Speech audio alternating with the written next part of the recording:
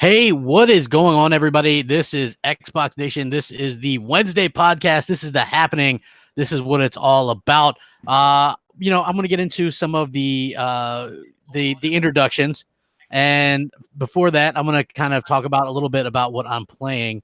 And this is something new that we started last week, and I kind of liked it. So I beat Crash Team Racing. I thought that was really good. I'm playing a little bit of the Horde mode in Days Gone, which I find to be equally pretty good. Like, I'm surprised at all the content that game keeps getting. But yeah, absolutely thrilled with that as a game. And I'm probably going to go back and play some more Sonic Team Racing, because I thought that was a really good game as well. But the Crash one run out just because of nostalgia a bit. Mooch, hell of a drug. Absolutely. Yeah, exactly. So now on to Mooch. What do you got going on? What are you playing, man? I know you're playing. I know you're playing a lot of that. With the Bloodstained, right? I am playing Bloodstained, but I got to be honest with you, today was all Days Gone. I got about 4.5 hours into it, and I'm pretty damn far along in the main mission. So I looked back, and I was like, wait, the other two camps, Hot Springs and Copeland, I'm way behind on some of the, just the fetch quests. You know me, I'm a side quest addict. And I went back, and I've been doing those all day. So I got 4.5 hours into that, and it's been a great holiday. Started the 4th of July holiday today. Going right through the weekend. Lots of gaming. Great podcast. Tonight being one of them, crap.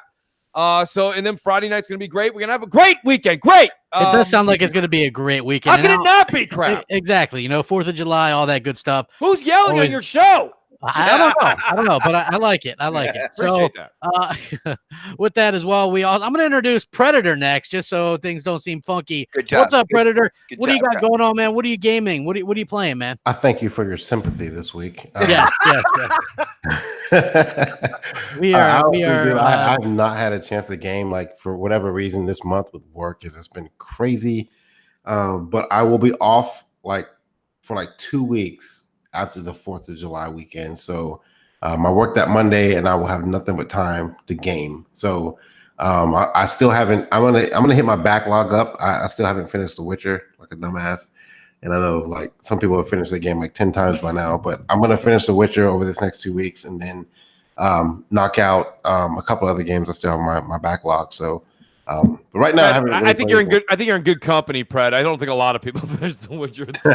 Yeah, I was like, dude, don't you want to play more than one game for 2 weeks? Fucking Witcher's gonna take 2 weeks. What are you talking about? We say Witcher first, man. That's you're not gonna play anything else. Yeah. Hey, Mooch and me still have that lifetime contract with Witcher. So I put The Witcher 3 in my will. And, yeah. My lawyer was like, "What's the deal with this? You want to? No, I want to leave it to my great grandkids. Let them finish it." Yes, exactly. Yeah. So, with that being said, we've got Xbot 448, the nice Battletoad Defender. What's going on, man? What are you playing? What's been going on with you, man? I see you on Destiny a lot. There's nothing to defend, my brother, and I have to say it for all the fans out there. Battletoads. Yes, I plan on playing it. I got my Game Pass. Looking forward to the reason I got Game Pass to play those crummy AA's that Microsoft shovels in there. I don't even know if it's crummy yet, man. Oh, man.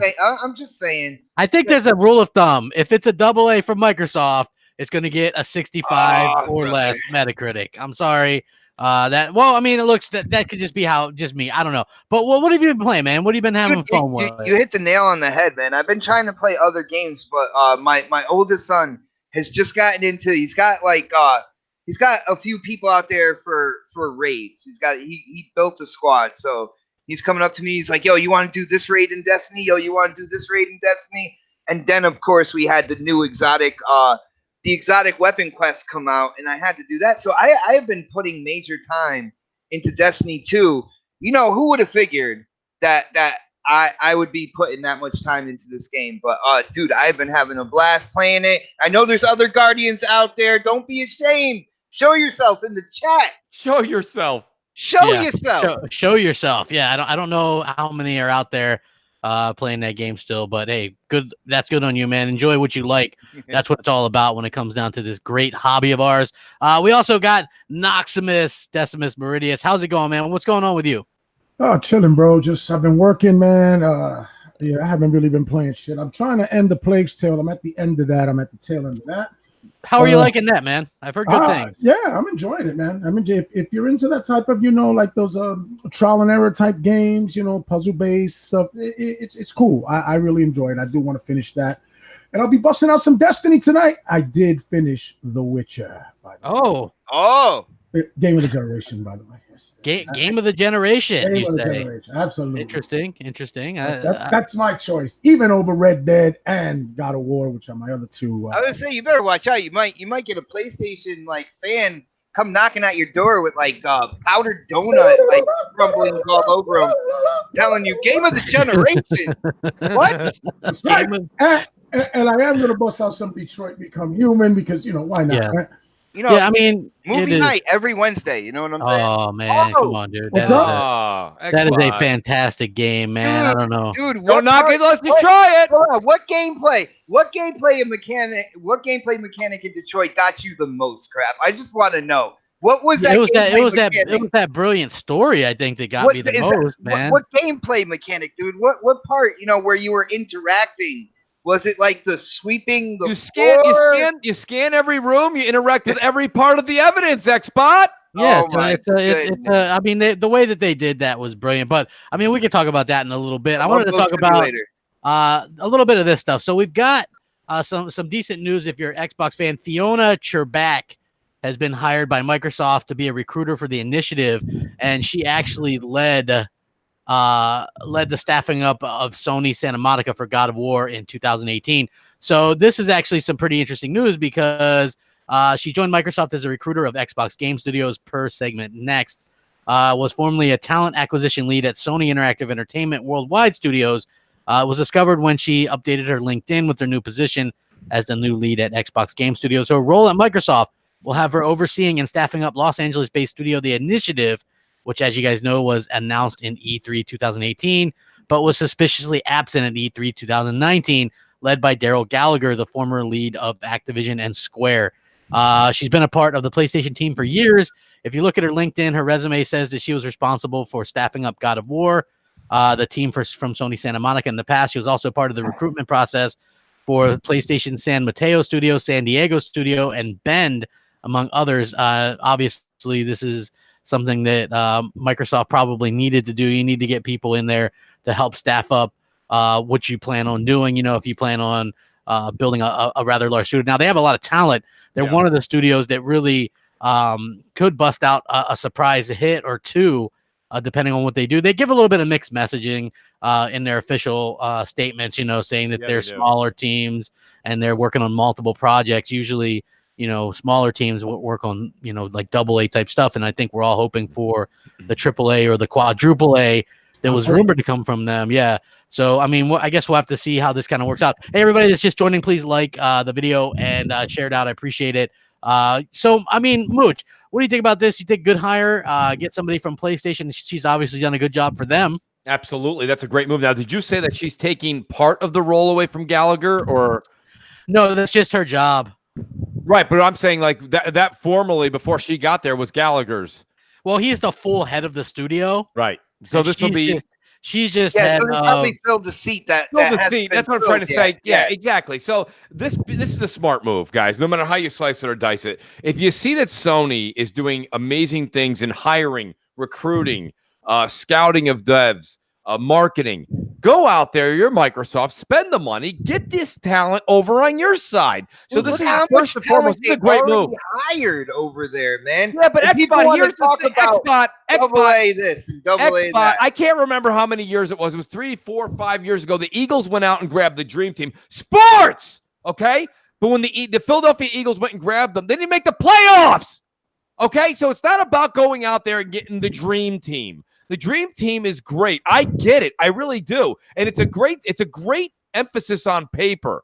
But we haven't seen a trailer. We haven't seen a picture. We haven't seen a title screen. Okay? We haven't even seen some cheap bar fog with somebody's name coming up and someone not talking about it. All I keep seeing from the initiative on Twitter is they're eating dinner and drinking Dom Perignon. Okay. So I haven't seen anything from these people yet. So what I'm saying you is did this. see a list of the people working there. Hold on. And that right Playoffs? there, You talking about that- playoffs? Playoffs? I just hope that right Xbox there, can get another I- game. be able to Good. breathe a little bit easier. That I mean, is- Listen, There's Xbot, like the Xbox biggest news Xbot, hyperventilating Xbot. in paper bags right now. I'm Xbot, like, the biggest names in Hollywood were in a movie called Mars Attacks. It was that was a great awful. movie. Yeah, it was a great That was a great movie. Yeah, you better put a half a bottle of Jack Daniels in to watch it. Listen, it was okay, and it became something that- here's I love an that argument movie. in just Mooch's because you put a favor, dream, right? yeah, dream team doesn't mean victory right off the bat. Didn't we have someone from the studio that made Mass Effect, right, a couple of years ago, and we didn't even use him? We had Casey Hudson. Yeah. Casey Hudson came over. It was one of the biggest pickups of all time, and then we watched him walk out the door with a cardboard box. They and had his him personal working on belongings Connect in it. shit, right? They had him working Yeah. on Connect shit. Yeah. Yeah. So like, I mean, it's not just getting the names; it's actually using them. And until and can- giving I can Microsoft's guarantee credibility. You're not working on Connect right now. And What I know they're not project- working on Connect. hold on, what Let's okay. project No, did hold you on. do? I'm talking. Hold on, Goddamn it! Shut the fuck hold up. on. I'm Hey, trying to hey, do a little back and hey. forth, man. Hey, Hey, let him finish. relax. Oh. I'm not saying you're wrong. So before you start getting all defensive and shit, like I understand that they have a lot of people. They've hired a lot of people. They're not working on Connect bullshit, but I know they're working on something. However, we haven't seen that yet. And Right. given Microsoft's track history in the last couple of years, like they need to show something. Like and like you can't hire all these people and just keep them in the fucking closet and not do shit with them. Like show us what you're working on. What are you Until we see doing? that as gamers, we're gonna continue to have the same stigma that we have towards them. Where it's like it's show me what you do lately. Like you're not doing shit with these people. It doesn't mean shit to us that you hired them. Show us something. And that's been their biggest problem in the last like 2-3 years. They've not shown us shit.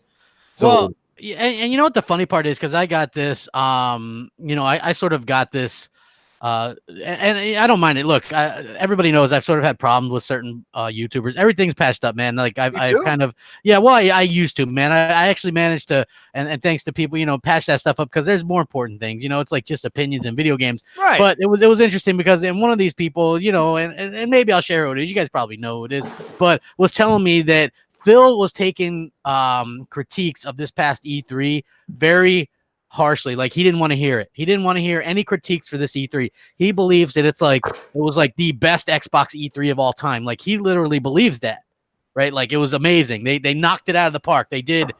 They won it all. They would have beat anybody, all comers or what, you know what I mean? Like he really believes that. And that to me is a scary thing to kind of think about, because when you think about the term tone deaf, you have to believe that he's paying attention to that's a little weird to me, because you got the booty man himself telling you that 2020 E3 is going to be an incredible event. And I know, but see, here's the thing. Nobody from Microsoft have ever pointed to that. There's been people in the community, next E3 it's just going to be flat out. My man, your man Phil Spencer says it himself. I will say, for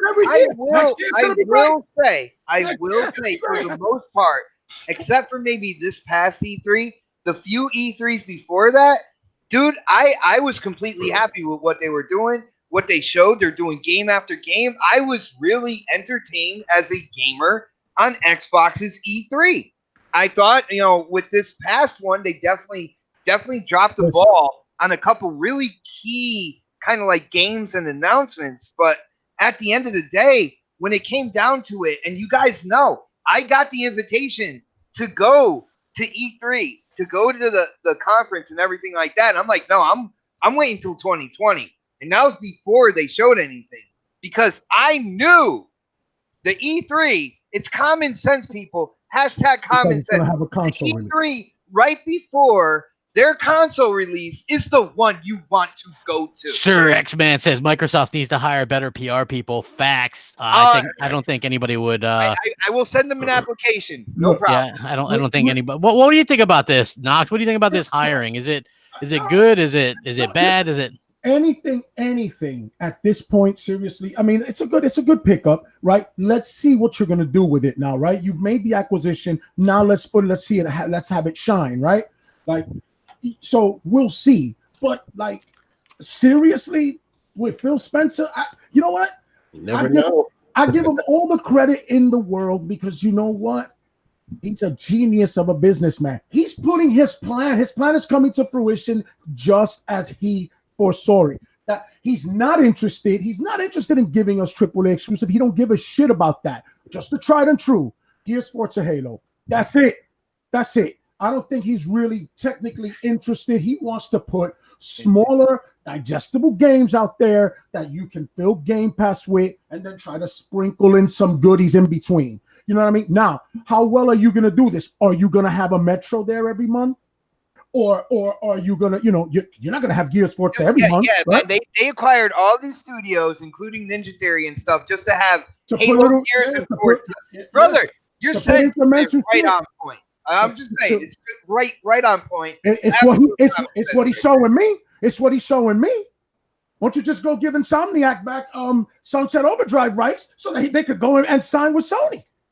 You know what I'm saying? Your man doesn't give the hardcore gamer what they've asked for. They've asked for Alan Wake sequel. I'm not a fan of the game, to be honest with you. I never even played it. Dude, you sound like it though, brother. No, I'm not. I did enjoy Remedy games like Quantum Break and all that, past Max Payne games. Quantum Break, man, I absolutely dude, that game got shitted on so unfairly, man. It did. And you know what? And Microsoft is not gonna even give it a second look. You know what I mean? They just like they're not gonna look at Rise, they're not gonna look at Quantum Break, they're not gonna look at Alan Wake. I think what happened with them was, you look at this generation and they focused on those second-party deals. They had Insomniac doing Sunset Overdrive. That's all Microsoft is synonymous with. But second-party deals, they went through They went through the fucking ringer this generation because of second-party deals. So what do? They acquired studios and they're going first-party. There's supposed to be a transition to that, man. How did they go through the ringer because of second-party deals?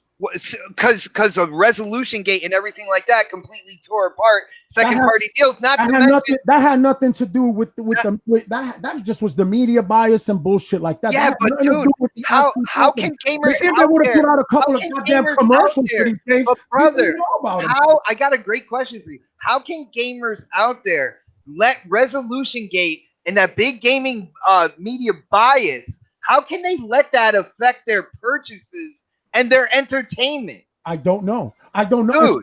Especially when Xbox fans are so damn diehard loyal, supposedly, right? That now all of a sudden Remedy's a shit studio, and who cares about Alan Wake? I'll never say they're a shit studio. About Alan Wake for the past 9 years. Now all of a sudden you don't care about Alan Wake? Me personally, I haven't, but I like where you're going about that because it's not just about me. I'm a gaming YouTuber. I got to think about the entire community. So I like where you're going with that. And there's a lot of people who wanted that, man. Yeah, listen, you gotta, if you want Microsoft to right the ship and steer it in the right direction, we have to critique them, bro. It cannot be this whole nonsense of they're infallible. They can't do no rubber. Phil Spencer said, wait till next year. Get the fuck out of here with wait until next year. Know what this has done? I never said they can't do no wrong, but I'm not saying you, bro. You can't take it personally. When I say you, I'm making a blanket statement. But the only thing I'm thinking here is that people want that Sony blueprint on Xbox, and I'm fighting against that. People want good games. Dude, it's all eye candy, dude. It's all eye candy. Let's be real about this, man. It's all graphics. It's graphics with great gameplay. Dude, Uncharted 4 did not have great gameplay. I'm sorry, Spider-Man did not have great gameplay. Yo, I'm sorry. You smoking that same shit that Phil smoked. Here's one of the things that we got to kind of get into, though. And I'll tell you, I mean, and you guys kind of both touched on it. And crap, I know you have it as another topic. But the fact that they relinquished the publishing rights to Alan Wake, we can segue into that. I mean, because it holds water right now in this conversation to a certain degree, because we have had no. I love you, brother. No, listen, and I know you guys have nothing but love for each other. But what I'm trying to say is this: absolutely, my brother. We gotta bust out some Destiny, man. You know what I'm saying? Destiny is such a common ground. It's great. But Xbox, the one thing I was going to say to you was the one thing we haven't gotten as Xbox fans this generation are sequels. Right? Like we've been asking for Alan Wake forever. We've been asking for Sunset Overdrive forever. You guys have been asking for, especially, I believe you, Xbot. If it wasn't you, pardon me, but a lot of people have been asking for Rise 2 forever. And we've gotten, I'm with you on that. But like, I personally think that like we haven't gotten any of those. Now, here you have a game. Let's just use Days Gone, for example, because it's fresh in my mind and it's fresh in the media right now. It's all over the place. This is a game that came out and got a 72, 73 meta. Okay. That's not good, folks. Okay. I think the user grade is much higher. It's in the 80s somewhere, but the general consensus, right? 82, but the general consensus amongst the media and in that academy, if you will, in air quotes, was 72. That's something that Microsoft would have just said, that's trash, and it's gone. What does Sony do? They go, wait, the people liked it? Okay, let's give these guys some more money. Let's double down. Let's give them some more money, give them some more time. Let people are still playing it now. Let's let them roll it out for 3-4 years. See what happens, right? But that's what I'm saying. We didn't get any sequels. And it almost feels like it's like when you start your car up and it just the alternator goes, right? A couple feet down the road. You just stutter out every 5 minutes. Crap already said it, Mooch. The dude is tone deaf, bro. It's like it's either that or you just blatantly just don't want to acknowledge. If you look at Sunset Overdrive, you look at Quantum Break, you look at games like those, let's be honest here. They weren't supported by the gamers out there either. Well, I mean, you have to look at this. Nobody did. really had an Xbox either. I mean, you have to Don't even say nobody, man. When Sunset Overdrive came out,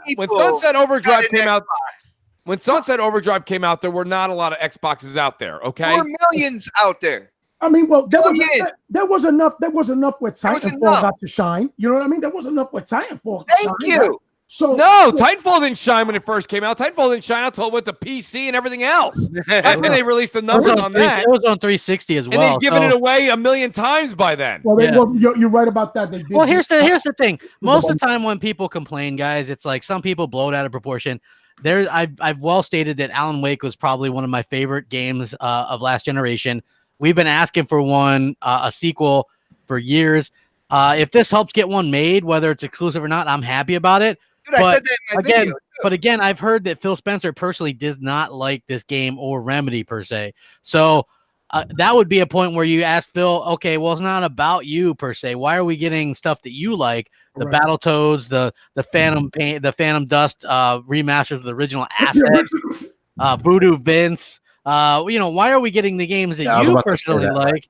Yeah. Why are we getting? What are Phil games? Exactly, man. Like we talk about, or like games that were already in production before he took over. Like a Phil game is Crackdown 3. Like I would have maybe rather had Scalebound than Crackdown 3. I won't lie. So I tried to get on Crackdown 3 2 days ago, and I tried to get on the multiplayer, and you can't get on there. There's no lobbies. Like it says finding a lobby. Couldn't find one. I did find one, and there was like 2 other people in there, and that was it. So this game came out in March and is already completely dead online with the big power of the cloud speech and all this kind of stuff. And that's where I kind of have a problem where they're like, oh, it's the future and blah, blah, blah. Nobody's even playing this game anymore. That's a bit of a problem. I think we'll probably never see another Crackdown. I would have much rather had them tried a new IP and seen if that works rather than continue on the Crackdown 3, especially after the quality that we didn't get from this game. That's just my opinion. Let's take a look at something else. But giving up Alan Wake when you don't have any exclusive, put things in perspective. Exactly. Put things in perspective here, crap. I mean, everybody with Monday Morning Quarterback will go, "Oh, the first Terminator movie was great. It was great," but the first Terminator movie didn't hold a candle to the money that the second one did. Right. So what I'm trying to say to you, and this happens a lot of times, right? Even people say Godfather 2 was better than Godfather 1. I think they're all crazy, but nonetheless. My point is that Godfather 3, though, huh? Right? Well, let's not talk about 3, crap. Yes. All right? A lot of people went to Total Recall for that. 3 doesn't exist. I don't want people to have to go back and pay money to erase that one. But listen. Yes. My point being is that, what happens when you put family in the cast family, right? but not allowing any sequels to bloom, any franchises to bloom. It shows a lack of trust in the system that you've built, and there's nothing. We have no sequels this generation at all. None. Titanfall, and we can't really count Titanfall we can. That went multi-plat, exactly. So it got them guys in the chat, the super chat. Gotham guy says, Knox, the pendulum swings both ways with Sony fans because no Sony fan gave 2 shits about an Alan Wake when it was on the 360. In fact, it was criticized for barely selling 1 million copies. Absolutely. Now Sony fans are flip-flopping. I agree. Absolutely. Listen, that's gonna happen, right? you know, everybody hated. God damn it, Alan Wake, they hated. No. Yeah. Well, I was going to use a sports analogy. Forget it. I lost it. But you know, on. but I get it. Absolutely, you are correct. There's no disputing that. But it's worse from the Xbox side because you guys, the fans. Let me not say you because Bot might think I'm attacking his ass. You talking about me, Knox? Ass, huh? Yeah. Love you, brother. But you know, like Get it. they were the ones they all of a sudden it was mediocre anyway. It didn't sell well, touting numbers. It didn't sell well because it went up against Red Dead Redemption. Yeah, that's Microsoft's fault again. Why I bought it instead of Red Dead Redemption, but it was like, yeah, that's crazy to put it out there. Yeah, Rock Dog 31 says now with Matt Booty we will get different games. You know what? I hope so. I hope so, Rock. I honestly do hope so. Still have to sign off on that shit though. Yeah, I mean, I get upset with it. I get upset with it because I want them to do well. And what I'm saying is, and I know people always use the same argument. Well, not you think Sony's not going to do, you know, PS Now and do the same thing? I don't think they're going to go day and date. By the way, I'll put that shit out there. No, my argument with you about doing well is you're talking about third person, heavy story narrative, single player games, right? Yeah, dude, that's only one small avenue in a huge gaming space. Apparently, there's a large audience that wants these titles, though. But you can't acknowledge. It did end up doing 5 million long term, which I think is good. But here's the real reason why Phil gave it away. There's no way to monetize that in Game Pass, right? A single player AAA game. They're not going to do it, right? Like look at the sequel that we do get, Ori, a small low budget game that's going to get a sequel, right? Ori's right. That should look hey, I like Ori. I'm not knocking it. I'm just saying it's a low budget. You know what I mean? It's not a AAA. Right. Yeah, you're right. Well, I mean, you know, I mean, just think about it. Look, that we're not going to see. I can almost guarantee you, Fable, when it gets announced, is going to have some kind of multiplayer component, some kind of co-op component with some kind of loot boxes or chests. Yeah. Sir X-Man says, tell Phil he's a sequel and bloomed original Xbox. Then Xbox 360 blew it out of the water. First Xbox, second Xbox, it was amazing, and that's a sequel. Mooch, what the hell is he saying here? I'm confused. I'm not sure, but Phil, he's a sequel that bloomed original. I'm still with you, Sir X-Man. Yes. Yes, well, I'm with you, X-Man. Whatever you said, I agree. X-Man rocked. Sir X-Man does rock. He does. Give it to Luca. Yes, that's a great impression. Hey, you know what? I love Alan Wake. I have the collector's edition. I thought it was great. I wish that they would have done something with it. They're not.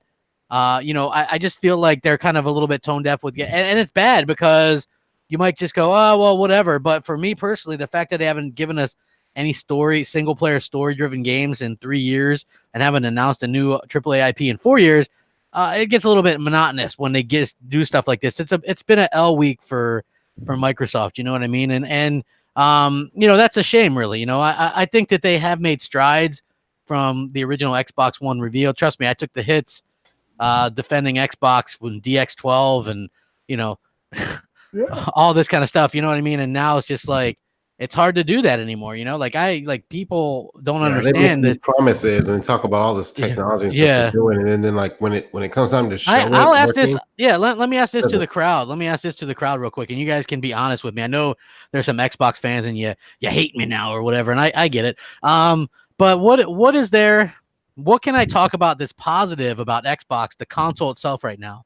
What is there to that's a be good excited point. about? Like I would just like to know. I asked somebody who I really respect and supports me. Can I answer that question? Yeah, go ahead. I'm talking about the console only. Well, okay. Why is it this? Why can't it be the whole ecosystem? The power. Yeah, I was about to say no, not even the power. I was going to say before he threw that last little line about the console. Yeah, he threw that right in there at the end. Yeah, I was going to say the fact that they seem to be pushing forward with gaming versus holding it back. You know, like they're pushing cross-play, cross progression, you know, playing on anything. Like they're big on like the game as a service thing and putting their product on everything. Whereas, you know, but since you added that last little comment in about the console itself, they're not pushing their console. They're pushing their services. Yeah. You know, and that's what's making money for them. And Yeah.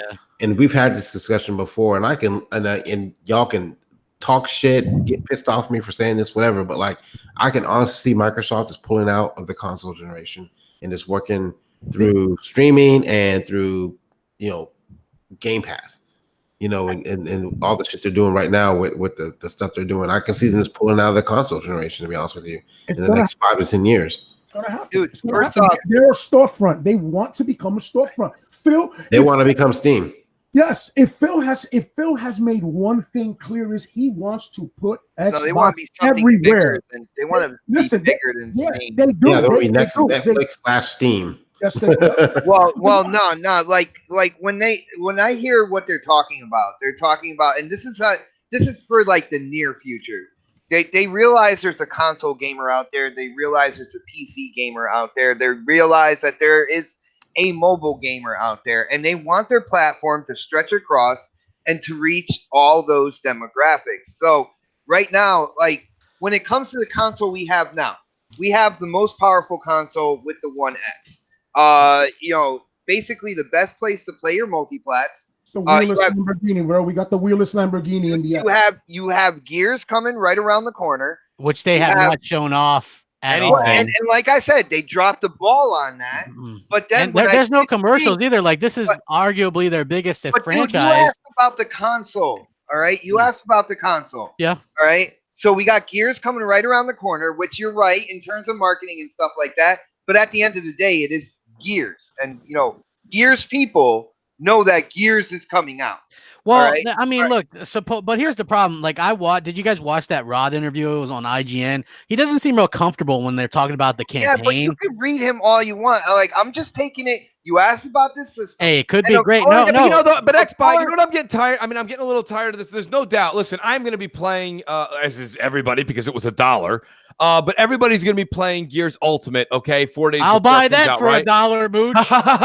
We all will, right? Yes, so it's like, I'm absolutely. Like, where'd that come from? The first But I Gears mean, I'm not buying. But like, right? No, there's no need. Yeah. They don't want you to. I So, know. right? So my point being is that you have Xbox and everybody's saying, you know, but Gears. Listen, I love Gears. Crap's got a goddamn tattoo of it. I do. I was just complaining about that today too. Right? I was like, shit, man, I got this Gears tattoo. You know, I was like, if this thing sucks, man, people are gonna throw tomatoes at me. Boo! That man. Yeah. But I mean, my point being is that, like, what are we gonna say after September 13th, after September 10th? Like, then it's like, okay, so then what do? We got to wait all the way till holiday. We're gonna say, like, Mooch, we still got holiday 2020. You know, it's like, come on. It's like, my point being is like, there's nothing really that they've given us. And I'll be honest with you, I'm excited for Gears. I'm very excited for Halo Infinite. We've said that. It feels like every Xbox fan has to say that, right? Leading Edge as well. That's you and about a handful of other people. Well, yeah, we'll see.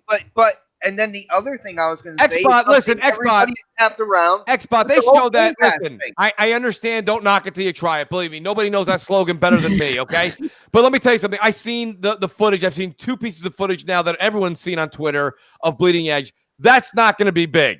That game's going to shine on PC. It's not going to shine on Xbox. That's not going to shine on Xbox. That's just everyone's going to be everybody gather around. It's Saturday night, Bleeding Edge night, 8 o'clock. Never going to be said by anybody. Yeah, so like it's just not. It's just nobody's impressed with that game. I'm just looking. I mean, this isn't it. This is. I don't even like Overwatch. It looks like a poor man's Overwatch. Well, no, hold on. Just let me say this real quick. Like, look at this isn't maybe a indication on how the game will do, because we don't know. Is it a free-to-play game? Is it I'm not sure. Are they going to make you pay for characters? Like Game Pass. I get that, but what are people who don't want to do Game Pass? Like, is it going to have $60? The killer? And I doubt that's going to be $60, man. That's $40, man. All right, that's probably 40. But anyway, look at the Twitter, the official Twitter for that. It's like 2,400 followers or whatever. Like, nobody is really interacting with this Twitter. It's just like the game doesn't look like it's going to do extremely well, in my opinion. You know, I'm not talking about how the game's going to do. I'm talking as a gamer. If it looks like it's going to be fun, it's something to get into. Maybe other gamers are going to get into it. Xbox, there's still people that are 20-something years old that like to ride the Ferris wheel, okay? They consider that fun at the amusement park. It's not fun! I am not one of those people, okay? by the way. I want to go on the roller coaster.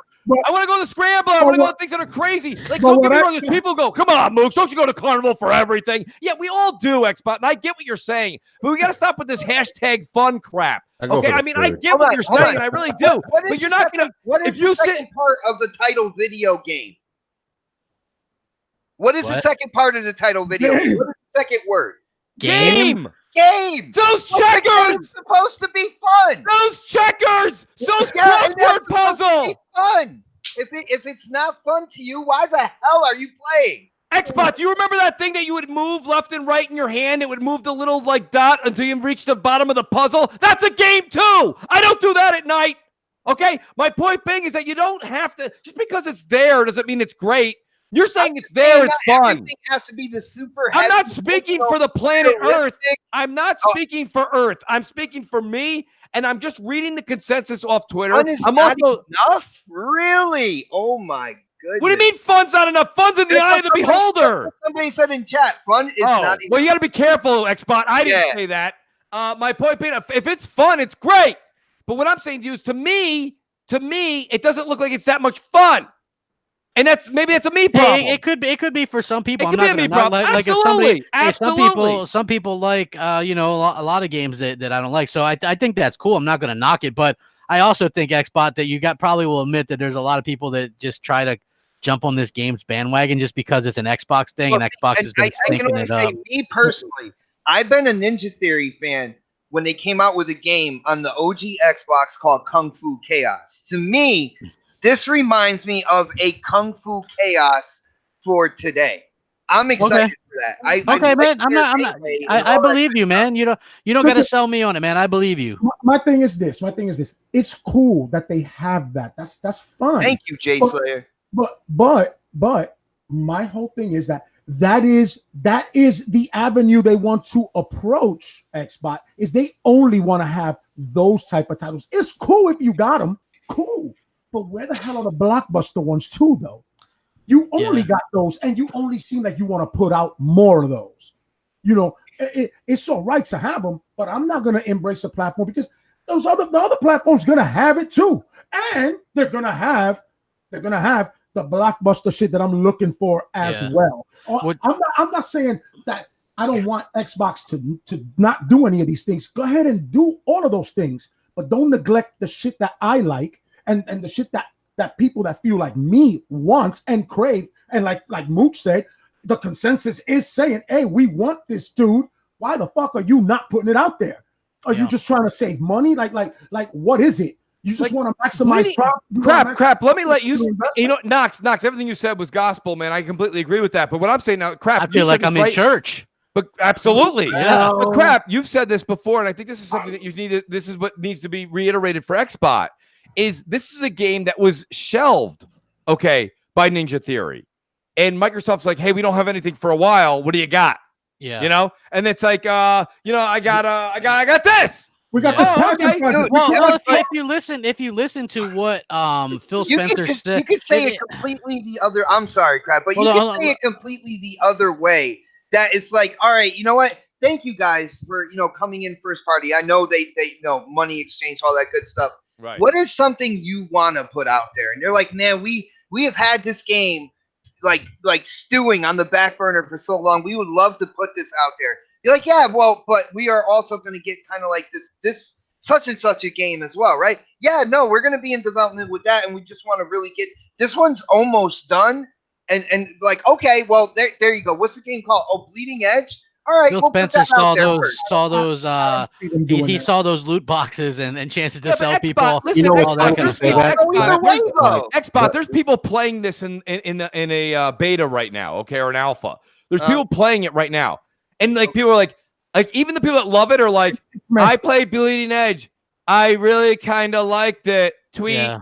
Like, it's not even exciting. Like, nobody's like, holy shit, it's like, do you want to go to Blocko Land? Like, nobody's saying anything. See, this is why Game Pass is such a game changer. Because when it comes out, it's going to go out in Game Pass. So whether or not, if you're on the fence about it or not, you have Game Pass. You're going to play it. When you play it, like, eventually there's going to be some type of following for that game to push it forward. All right. Well, hold on. Like, I gotta pay. I gotta pay some bills. Sir X Man says, I think Xbox should. I think this is what he's trying to say. He says, I think Xbox should ship their first party games on console 1 to 2 months before they put it on Game Pass. I wouldn't mind that. I always thought that if you're gonna put your games on everything anyway, you might as well go ahead and give people a little something, a little bit of an incentive, because as an Xbox console owner, I feel like we don't get any incentive to own the console. Really, I mean, other than power. I mean, and I guess that's something. I don't really feel. Hey, everybody that's joining me, please like this video, share it out if you don't mind it. Look, here's the aspect of this y'all are thinking about right now. So, like a game like Bleeding Edge with microtransaction is going to help pay for the next game Ninja Theory puts out. You know, like absolutely, that's something they had sitting on the shelves that was ready to go. Fuck it, we'll put it out. We'll make a little bit of extra change off of it. We'll put it in Game Pass. We'll charge you $40 for it. We'll charge you for skins and other stupid shit, and people will pay for it if they like the game. And if they don't like it, guess what? You only paid a fucking $1 for it. You know, so like, they'll make some money off of this because it's just been sitting there not doing anything, right? So they'll make that cash off of the game, and use that money to continue to build assets for whatever the hell else they're working on. Yeah, I think that whatever they're working on that's more traditional is what they said. They haven't really said it's a single player per se. Just they're working on a more traditional game as well that they're known for. So it could be, it could be great. I don't really know, but you have to figure that this was a game like when Phil Spencer's looking to buy these studios. Apparently, these companies are showing him something where he's like, "Oh, that's good," right? Like, and this was what he saw that was good. To me, I don't know. It's like it kind of is what it is. I mean, this game is a Xbox Game Pass game to me, right? Like. Yeah, you made a great video. I believe it was earlier today. Okay, and Secret Sauce is overrated in the chat. Says Mooch, there was nothing to wait for in 2016 after Terry Myerson devastated the finances of the division. Now there is Now there is nothing. I think he means nothing there. Now the money is coming and the games are being made. My answer to Secret Sauce is something you said in your video earlier. Even though we blame the Terry Myerson years, those were the years that Microsoft went out and spent $2.5 billion with a B billion on Minecraft. Okay, so they spent money during Terry's years. You know, and you said during your video, and crap, don't let me paraphrase you. You can say it right from your own quote, okay? But basically, they could have put money that they put into certain games into other games that would have been something that were fan favorites, or maybe something that would have done better. Buying Minecraft and buying Minecraft and then not putting an extra $30 million into Scalebound. Dude, that was a beautiful business decision right there. Absolutely. Well, I mean, come on. You're taking the conversation. Wait. That's not fair. That's not fair, crap. No, it's not. Xbox, that's not fair. You're going ahead and taking the comment and you're making a right turn and be like, hope everyone makes a turn with me. No, that's not true. I'm saying, of course, dude, no one is questioning. Me, what are you talking about? Listen, nobody is questioning the Minecraft deal. Nobody. But you can't tell me that you could spend $2.5 billion with a B during the Myerson years, and then you couldn't put an extra 20, 30 million into Scalebound. You're damn okay? Right. You're damn right. You can't argue that. And crap, that was a great point in your video. And you know why though, Mooch? You know why the Minecraft thing was more important than putting money into Scalebound? A game that I mean, I didn't care. To me, the shit was ass. But people say they wanted it, right? You know why? Because that was the very first step into the we want to put our games everywhere. Where's Minecraft? Minecraft is on everything. That's why it makes money hand over fist, right? My kids were playing today. One is on the tablet. The Minecraft deal was absolutely Pulitzer. It was fantastic. It also opens the door. What I'm saying is it opened the door to them having a Microsoft first-party exclusive title on every platform, because that is ultimately what they want to do. It does sound that way. Hold on. TD Bank 24 says it perfectly, and I said this earlier. He says, as a PlayStation fan growing up, when Halo came out, Xbox was a must-have. When Gears came out on 360, it was a must-have. There was no must-have with X1, and I'm really doubting there will be with Scarlet. He's not wrong. That's sad because, like, in my opinion, with me being on the Xbox this entire generation, a game like Sunset Overdrive, which got hammered about 900p, and I was out there, man. I was out there in social media. It scored 83 on Meta though, so it's not like it didn't score well. But that was a part of it though. Was the whole you got to remember back in that it was all about the P's. Like So everybody that- was like, "Oh, the that's game was my- fun Whose as fault hell." is that? That's my point with the Terminator reference, Xbot. The game did well. It was scored well. Why not invest in that and make that a household name?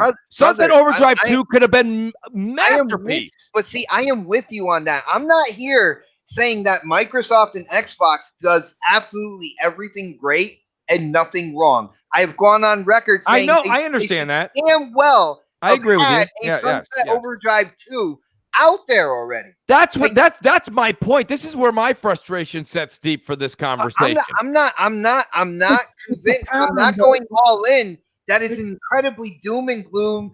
And where are single player? Listen, Xbox, it's not doom and gloom. Xbox is doing fine, but the point of the matter is, listen to all this though. Like it really does sound like it. It sounds like listen. bad. Listen, here's the thing. Why as Xbox fans have we had to temper our expectations for everything lately, Bot? Like that's the thing. And I don't mean that because you seem to be like everybody here.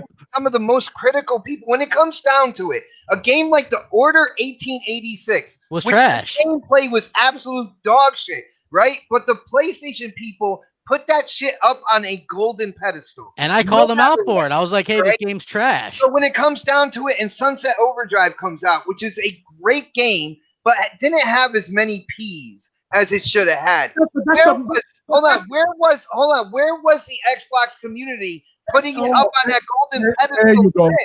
Thank you. Well, they are. That's part of the problem. Look, that's exactly one of the problems. Reviewers crapped on Days Gone. It got a 72, but fans bought it. It was it's number 2 on the NPD. Yeah, and because they heard word of mouth that it was really good, right? And this is something that they went out and did. They supported it. PlayStation 4 has the second highest attach rate in game console history. Sunset Overdrive had an issue. That was the hangover of still the DRM bullshit. Okay. Yeah. That was that era. Everyone likes to forget the past in that sense. Okay. Everyone's like, well, no one supported it. And that's the end of the story. That's not the end of the story. The media was just hounding on Xbox back then. Listen, Xbox, listen to me for 2 seconds. Yeah. Nobody wanted the 72 Metacritic that came out for Days Gone. Okay. People are like, that's bullshit. People are saying it's fun, and 100 million people already have a PS4.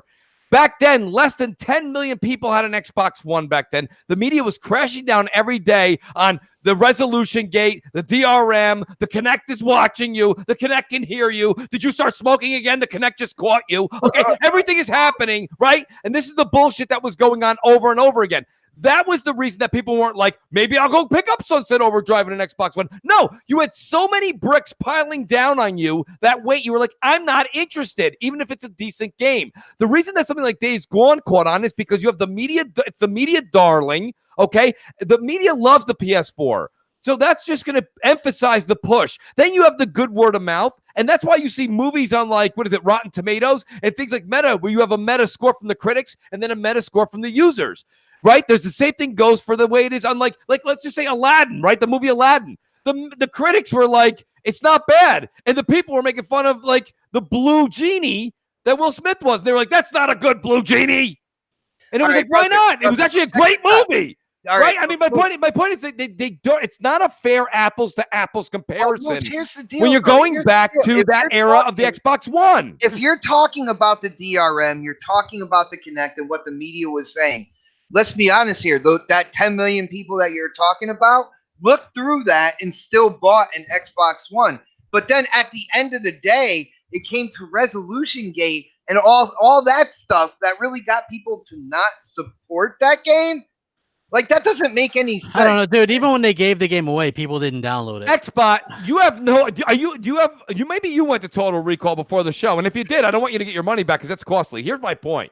Okay, 2013, 2014, 2015 was abysmal for the gosh darn Xbox system. Everything Xbox was getting crapped on. Even when you had a halfway decent game, Titanfall, the original Titanfall, didn't actually get recognition until 3 years after it came out. Dead Rising 3. Exactly. Well, people didn't give Dead Rising 3 credit until they found out how bad Dead Rising 4 was. Okay?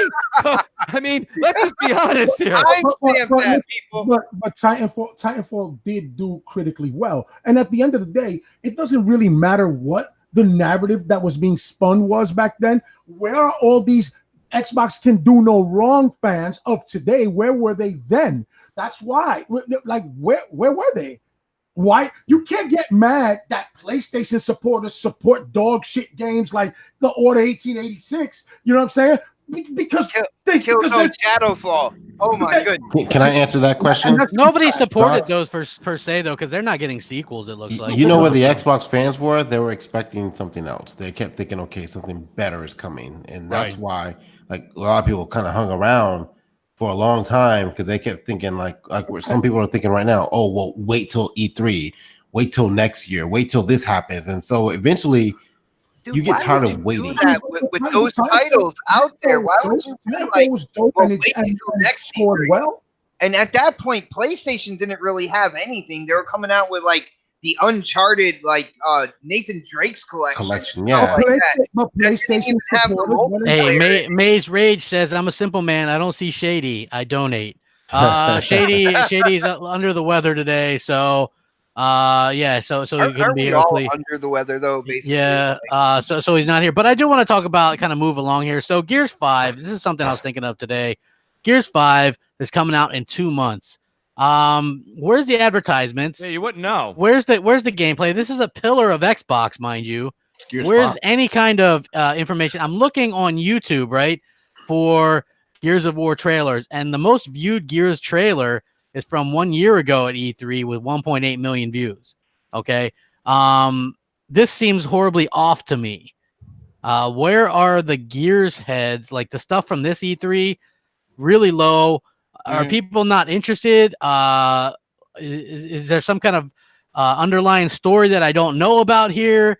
Like for me, it's weird that we're not seeing any kind of.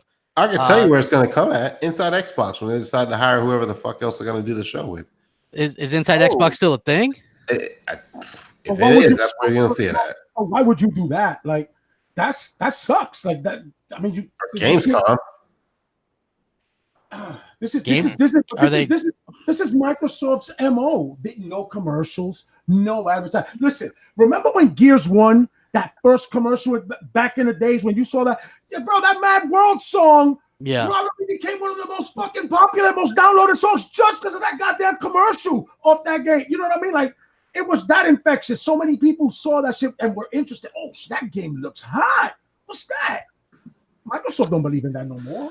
Yeah, I mean, I would love to see it, but I think that they've been slack with a lot of their, they don't believe in TV or whatever, right? I mean, that's they don't believe in nothing that they got to spend money on.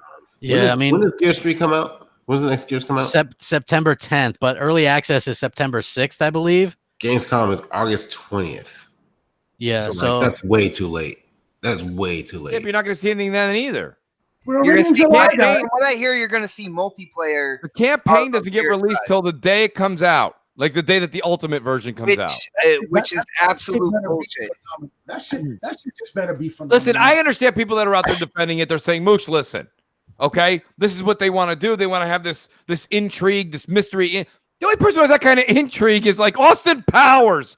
Like, what the hell kind of mysterious intrigue you have to have? You show the game. People are going to buy the game. People want to buy Game Pass. People want to buy into Ultimate. People want to get into your ecosystem, your app, your services. You show the product, okay? Apple shows their phone before it goes on sale. They don't show it the day it's on sale.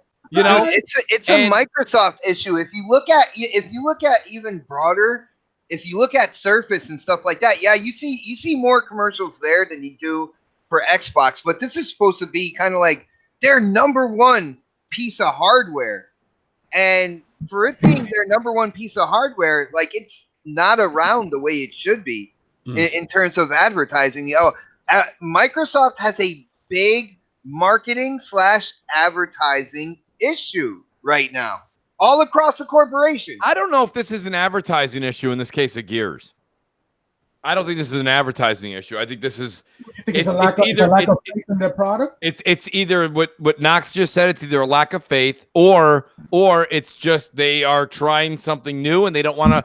What I think is the way that everybody critiqued Gears 4 was they said Gears 4 was too safe, and I think that Gears 5 is equally as safe.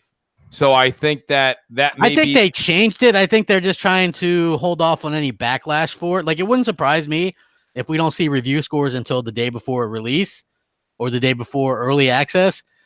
Just depending on what they did, because maybe they changed too much, or maybe you know, I don't know. I saw somebody mention some social justice could be a problem. You know, that could scare some people off. I don't know. I've never seen a Gears game get kind of ignored so much, though, in terms of the advertising and people's like hype. Like, I see the hype from the usual suspects on Twitter, but like, you don't see it in, like, you just don't feel it the way you would a normal Gears game.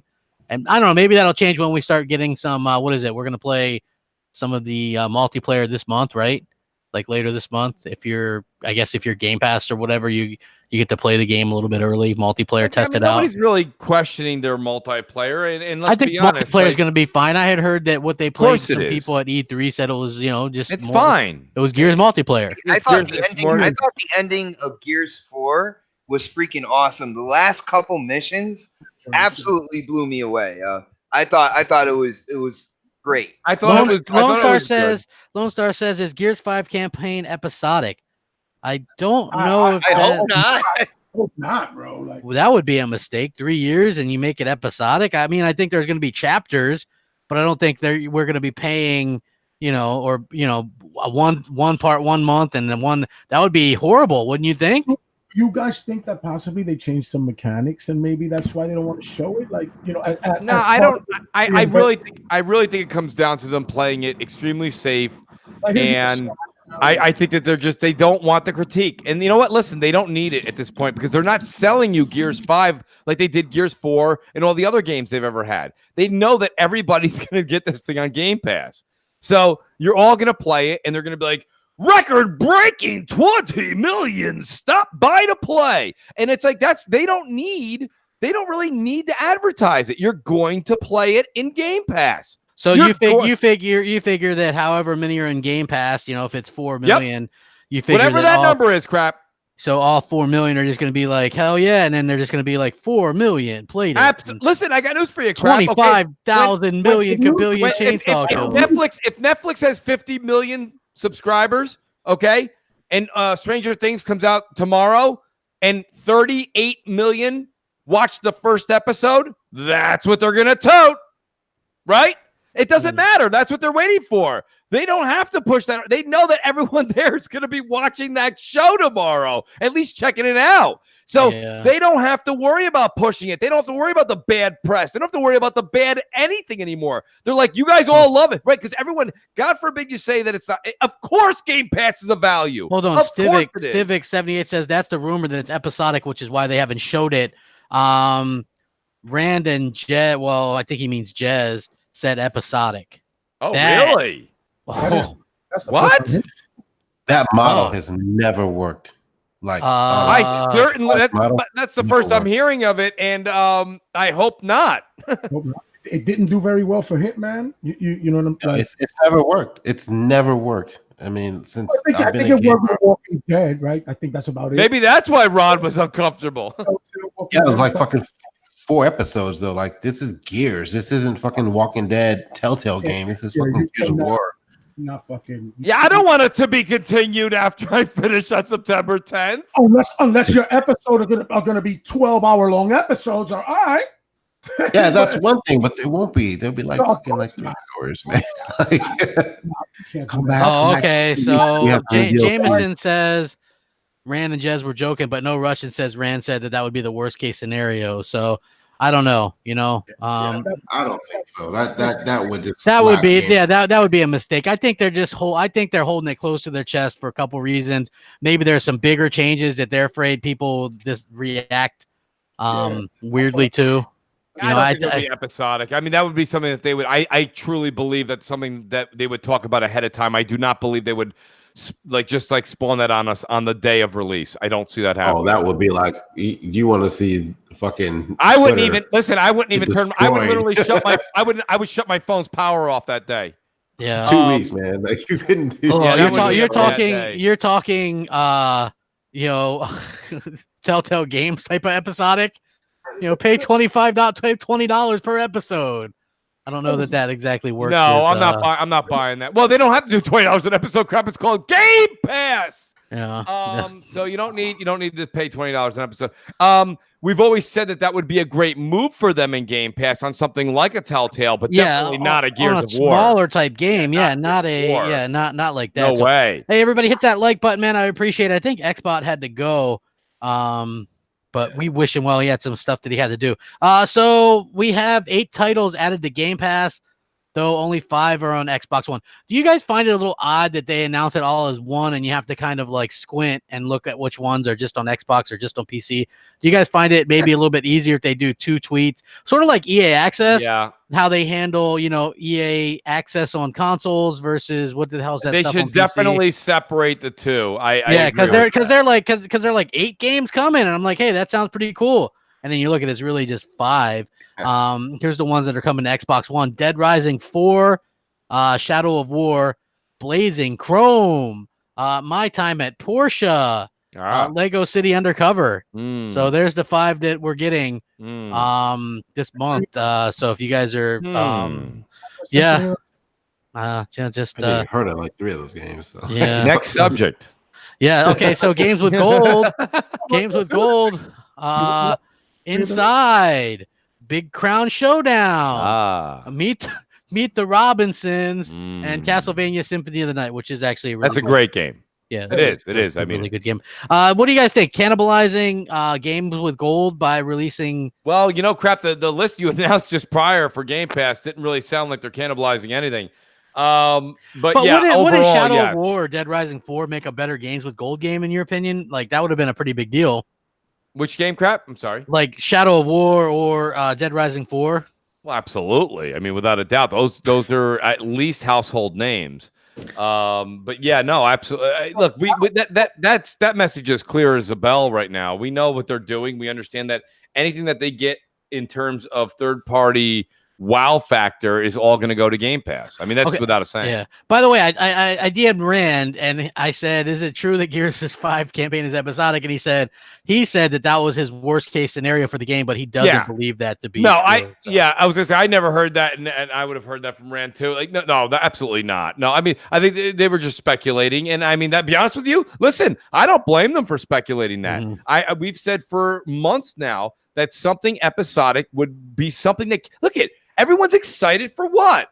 Stranger Things 3 episodic shows. So I get that, but I think doing it with a Gears or a Halo is a big no-no. No-no. I think you're going to have a lot of people really, really upset. So I don't think that's the title to do it with, but there are definitely games to do that with. And I don't think that's a big. Listen, if you're invested in the Game Pass for 3 years, Crap, what I would certainly like a great let me tap Knox here. Knox, you're playing Plague's Tale. Okay. Yeah.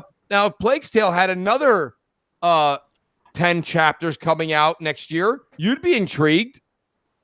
I would be, as long as it offers, something that to further the gameplay along. Because naturally, but I'm saying that's up to the developer. We're just doing a show here. But I'm saying, like, absolutely, I would be. Yeah, I would be intrigued. Crap. I mean, that's something that like Layers of Fear, right? Let's say Layers of Fear wasn't the games that it was. All of a sudden, you have this scary game that comes out around Halloween. Then another one that comes out the next year. Another one that comes out, and it becomes something that people really can't wait to clamor around. And maybe people are playing as a party, right? That's a great thing. Like people right now are timing after the fireworks are done. Let's go watch 2-3 episodes of Stranger Things 3. Huh? Right? We've been waiting a long time for this. Hey, all of a sudden you have a scary game that comes out around Halloween, becomes a household name. It's only available on Game Pass. Boom, let's do it, right? That's the kind of hype and intense excitement that you want. And I don't know if Microsoft's not pushing that. Why not? If you're going to use Game Pass the way you have it, if you really are the hashtag like Netflix of gaming, use that for your benefit. Yeah. And they're not.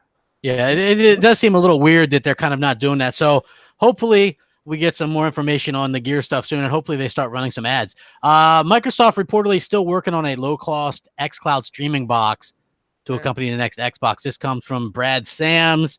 They reported that the Scarlett is rumored to be a single console now. Microsoft killed off the Lockhart. Lockhart is dead. Microsoft is reportedly working on another option for folks who don't want to shell out for the beefy Anaconda version. According to a new video from Brad Sams, Microsoft is working on Project xCloud streaming box that we heard about last year. In fact, the cancellation of Lockhart has made the streaming box a higher priority for Microsoft. He says they have. Why would you stream though? Why would you stream to a box when you have xCloud coming out? I have no idea. Is that redundant to the nine? Apparently, that might be their version of the Chrome thing. You know what I mean? Well, like that might be that thing that you attach to the TV. Okay. But apparently this box is better. Like it helps the latency, or like it actually renders something like your character, and not the backgrounds and stuff like that. So this is what Brad Sam says. He says they have an xCloud console box, which is really low power, low latency device that is designed to connect directly to xCloud and give you a better gaming experience. Think about how Google Stadia works, and they have that controller that connects directly to the router, giving better performance and making the experience more seamless. Microsoft has a similar thing, a cloud box console with very little power, but provides a better experience than just playing from a smart TV or something like that. It's not quite a set-top box or an Apple TV competitor, but a box that would let you connect an Xbox controller directly to xCloud. The details in this are still murky, but he's hearing that the project has not been killed. So he further speculates that the cloud streaming box may actually handle some computing, which would take a bit of the strain off xCloud and reduce latency. He also guesses the box would come with a sub $100 price tag, perhaps as low as $60. But I watched Sam's video, and he's like, yeah, maybe it'll come with a controller. If they put a controller with this thing, there's no way this thing costs less than $100. No way. No way. This is Microsoft. Remember how people speculated that put a controller with it, because like our current controllers don't connect to our Wi-Fi. Exactly. So that's right. Exactly. So this thing would probably be $150. Yep, that's what right. Like that. Yeah, that's what I think. And it's funny, I like how everyone. It's so funny. I mean, I just stay privy to it because I just keep my eye to it. If you're not watching, it's like if you drive through your neighborhood and you're like not watching for people's homes that go up for sale. You're like, I didn't even know the Johnsons were for sale. I didn't have no idea that house was for sale. Right? People are not paying attention to Stadia. People are like, Stadia's dead. But then you got Brad Sams being like, this is just like Stadia. So, I mean, it's like, my point being is like, I don't think Stadia is dead. I don't think that the cloud is dead. I don't think this box is dead. I think they're all trying to push this. Now, will it be dead in 2 years? That's up to the consumer. Yeah. But realistically, I think that this is something that does still hold weight. Crap. I'm a little confused personally, and I'd have to read the article.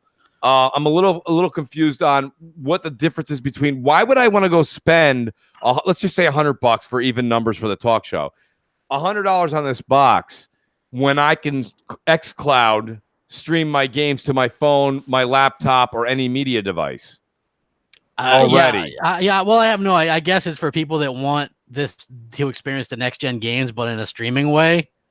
Isn't that what I'm doing? Isn't that what I'm doing with my phone on xCloud or my device of preference? Mooch, the only benefit to them doing that is because the way they're describing it, I imagine it kind of like a Fire TV. You guys, I don't know if you guys. I know what it is. Yeah, absolutely. The 4K one, right? The little square one. It's very small. I know what you mean. Small, very discreet. Something like that, and it pushes out 4K, right? It renders 4K streaming, right? But whatever. I'm just saying a little box like that will help with some of the. So a lot like you said, the Chromecast that the Google folks are putting out. Chromecast, yes. Okay. If you want to put it on your TV, said. But you don't want to buy. Okay. So let me just say this, and we don't know this, and I'm actually thinking in the future here. And Knox, great clarification there. I'll be honest with you, Crap. That's why everybody was like, oh, that's why Mooch is all over. Listen, I told you, the Stadia Founders Pack gives you the Chromecast, gives you that 4K streaming device, gives you the controller with the Wi-Fi, gives you 3 months, gives you the full Destiny package, including the DLC coming out this fall. It's worth the $129 if you're looking at it from a hardware and software perspective. And it gives you 3 months to give your friends as well, as including all the games that come in their vault with them. So my point being is that if Xbox has this box, okay, they're calling it a box versus the Chromecast circular item that Google's calling it. It's the same idea. It's around $100. It's going to be the same thing. It's not going to be less than 60. It'll be less than 60 if you already have a controller, but the controller will be sold separately. Yeah, but Microsoft has a way deeper library, and you know, Absolutely. With Stadia right now. Listen, if they don't get exclusives, any of the ones that They want to will, compete, Knox. That's their thing. They have to. It's that all of them They have to. They have to. Walmart, Amazon, Stadia. If they want to compete against Microsoft, how can Stadia go against? It, listen, if they Google, the one thing Google's not been in the game space at all, right? So but the one thing that there's somebody at the table, especially Phil Harrison, he's been in the game world for a while. He's had to have said to somebody, "Hey, just so you know, we got a great thing going here, but our competitor has everything we have and a shit ton of games. Mm-hmm. So what are we gonna do?" I guarantee you, somebody was like, "Pick up the goddamn phone, right? Start getting exclusives." Because if we don't have exclusives, we can't get people over here. So they have not announced this yet. And to be honest with you, they don't have to announce it yet.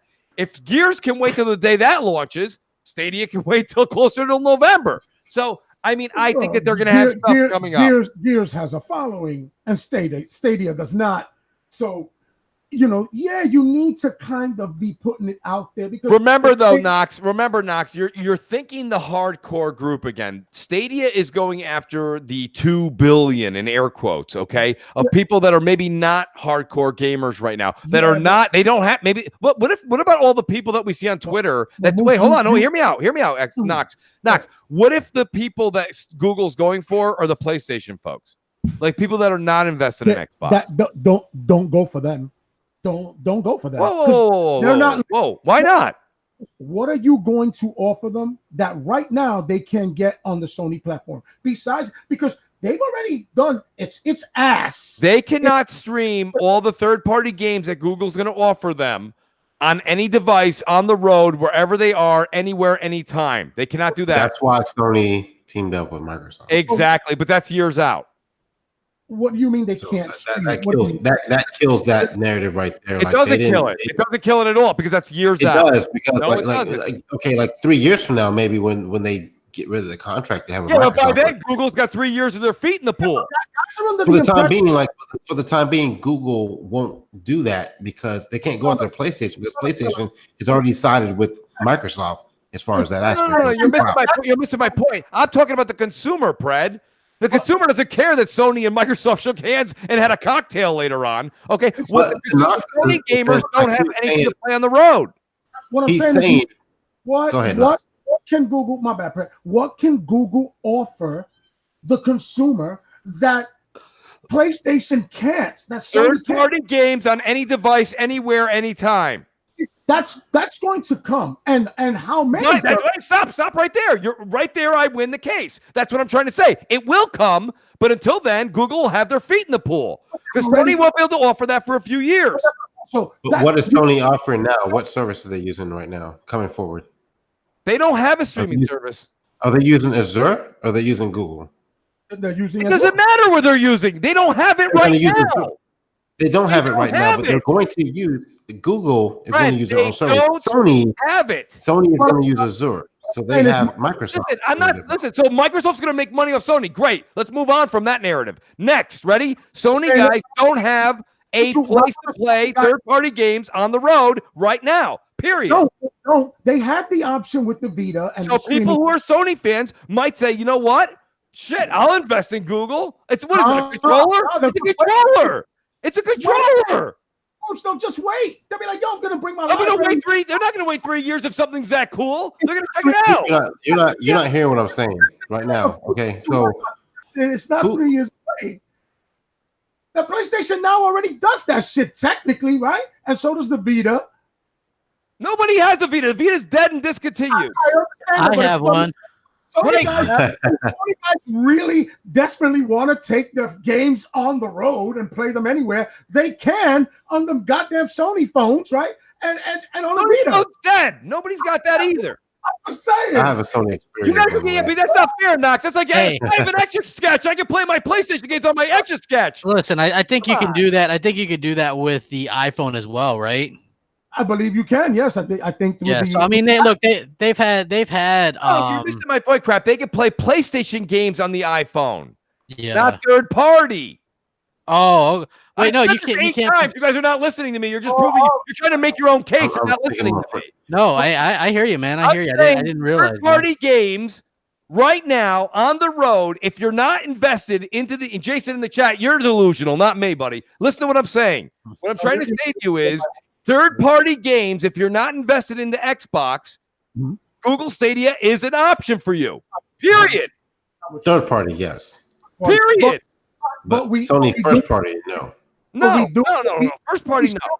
That's why I got lost. I didn't hear the third party part. Okay. Third party. We still do expect for Sony to bring up PS Now to be able to offer that service. Absolutely, in 2 years or so. I got you now, Mooch. Like, that's what I'm saying to you. All I'm saying is everyone's like, Google's dead. Google's not dead, dude. They're not investing billions of dollars because they're bored. Okay? I don't know, man. It does seem like they're bored at times, man. Well, if they're bored, hey, you know what I say? Salute to you, buddy. If you could spend $2 billion and you're bored, salute to you and your company. Cheers. Hey, everybody hit that like button. Everybody. Hit that like button. I would really appreciate it. So I want to say that Sony came out and they did this interview and they said they admit that the Xbox is their only competition. They said Nintendo is for a younger demographic. Stadia, they don't care about. Xbox is their competition, which I find funny because Xbox just doesn't look at anybody's competition. Like, Mooch, what do you think about this? Like, Sony's out there going, no, they're our competition. And by all measures, thank God, because if it wasn't for Sony looking at Microsoft and Xbox as competition, we might not have any exclusive because Microsoft surely wants to put their games on PlayStation too. Well, I mean, they're definitely leaning that way. Oh, of course they are. That way. Of course they are. It's something that they want to do right now. They want to have their games everywhere. I mean, we've said this since day one. There's nothing changed from 2013 conversations on YouTube till today. Software is the money. Software is the money. Everyone knows. Apple knows that. Microsoft knows that. Google's whole Stadia is dependent upon that structure, and that's what I don't understand. You know, people are like dual purpose. Who's a Sony guy? He's like, you know, what did he say here? He's like, I'm trying to look at what he said. He's like, Mooch, you can't play. You can play all of those on PlayStation. I'm not talking about first party. I'm talking about third party games. And if you looked at Google's like approach on their stage with Stadia, they were talking about third party games. That's what they're pushing. They didn't have any first party of anything up there. It's not dead. You know, their only competitor right now is xCloud. xCloud has the advantage. I've said this a million times. People like to take snippets of 2 seconds and not listen to everything. They do. Right? That's what they do. They listen to right? You know that better than anybody, crap. Right? I said this. xCloud is who I'm rooting for. It's like that old Scooby-Doo movie. Yes. Where he's like, you just want me to say Coolsville sucks. And then they edit it to say Coolsville sucks. Yes. Right? Like, that's exactly what they get you to say, man. And I completely get it. I think that it's telling, though, that even though they have this letter of understanding or whatever, that they're still that competitive there. Because the minute we don't have competition, that's not good for anyone. I don't care who you are. Yeah, I agree. I just think that, like, you know, if we're going to sit here and defend Xbox with Game Pass and it's great and xCloud and it's great, the same people are like, Google Stadia is dead. It's not dead. You can't say, yay, xCloud and Stadia is dead. The only competitor to xCloud is Stadia. It's the only competitor. And even if it is a number 2, look at, like, everyone always said this, the Nintendo Switch is the number 2 console of choice amongst all gamers. That's the best rating of all time. That means all PlayStation and all Xbox guys have a Switch. That means you take the 100 million and the 45 million, you add them together, they got 145 million Switches out there. It's the second favorite. Everyone's got it. It's a great place to be in. What I'm saying is this, Mitch. What I'm saying is if Google wants to try and like pluck, you know, customers from their rivals, right? Being Microsoft and Sony, right? To get those Sony guys, in my opinion, I really think that they will wait until PS Now becomes a thing that can offer them to bring their third-party library across so that they can access it and then possibly join whatever service they put out there. And that's why I think they'll wait so Google's not getting custies from there. Microsoft guys are already going to get used to Game Pass and xCloud and all that good shit. They're not getting customers from there. They're going to have to build it from the ground up. And to do that, you're going to have to get exclusive content. Absolutely. Listen, you guys, absolutely, Knox, great point, Knox. And I'll be honest with you, just to add to that, anybody that's like, well, Google sucks, this and that, blah, blah, that's fine, guys. The allegiance between consoles and stuff is it's all over. It just depends on where you want to spend your money at this point. And Google right now, okay, they're coming out there. If Knox is right, if a game comes out, and I don't know how they're going to do it. I'm not working for Google. I don't invest in Google. I have nothing in Google except for the $100 I gave them for a controller. My point being is, right, if they come out and they have an exclusive in any means, whether it be for streaming purposes or just exclusive content for a game that we all care about, that holds weight. And don't say it doesn't. It does. Imagine if you could only get Cyberpunk 2077 on Stadia. Could you imagine some crazy shit like that? But how much dual purposes, and guys, I want to hear the panel too. Knox, you as well. Dual purposes, Mooch, you got to hear me clear. Everything is playable on Sony's remote play streaming. Yes, but nobody does it dual purpose because it doesn't stream well. It doesn't stream well. Google's point is 10.7 teraflops. Okay? Google's Sony streaming is not going to be that great. It's not right now until they link up with Azure. So what I'm saying to you is, come this November, you can play the game you want streaming on your PlayStation 4 to your mobile device. I'll play on Stadia, and I guarantee you I have a better experience.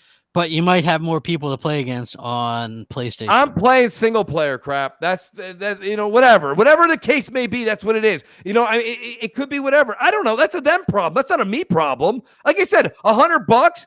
People paid $100 for State of Decay 2 Ultimate Edition. They're regretting it right now. What do you want me to do? It's $100. People are invested. There's a lot of people trying out Stadia, and people that are saying, well, I can play my PlayStation games on my iPhone come November. Great. I guarantee you I could play a game that's third party better on Google Stadia. Guaranteed. Than you are through your PlayStation 4 at home as your own remote server. We'll have to see, Mooch. You could be right, but $1 billion company or your $350 machine at home. Which one's doing better? I mean, if you're a betting man, I'd go with Google. Maybe.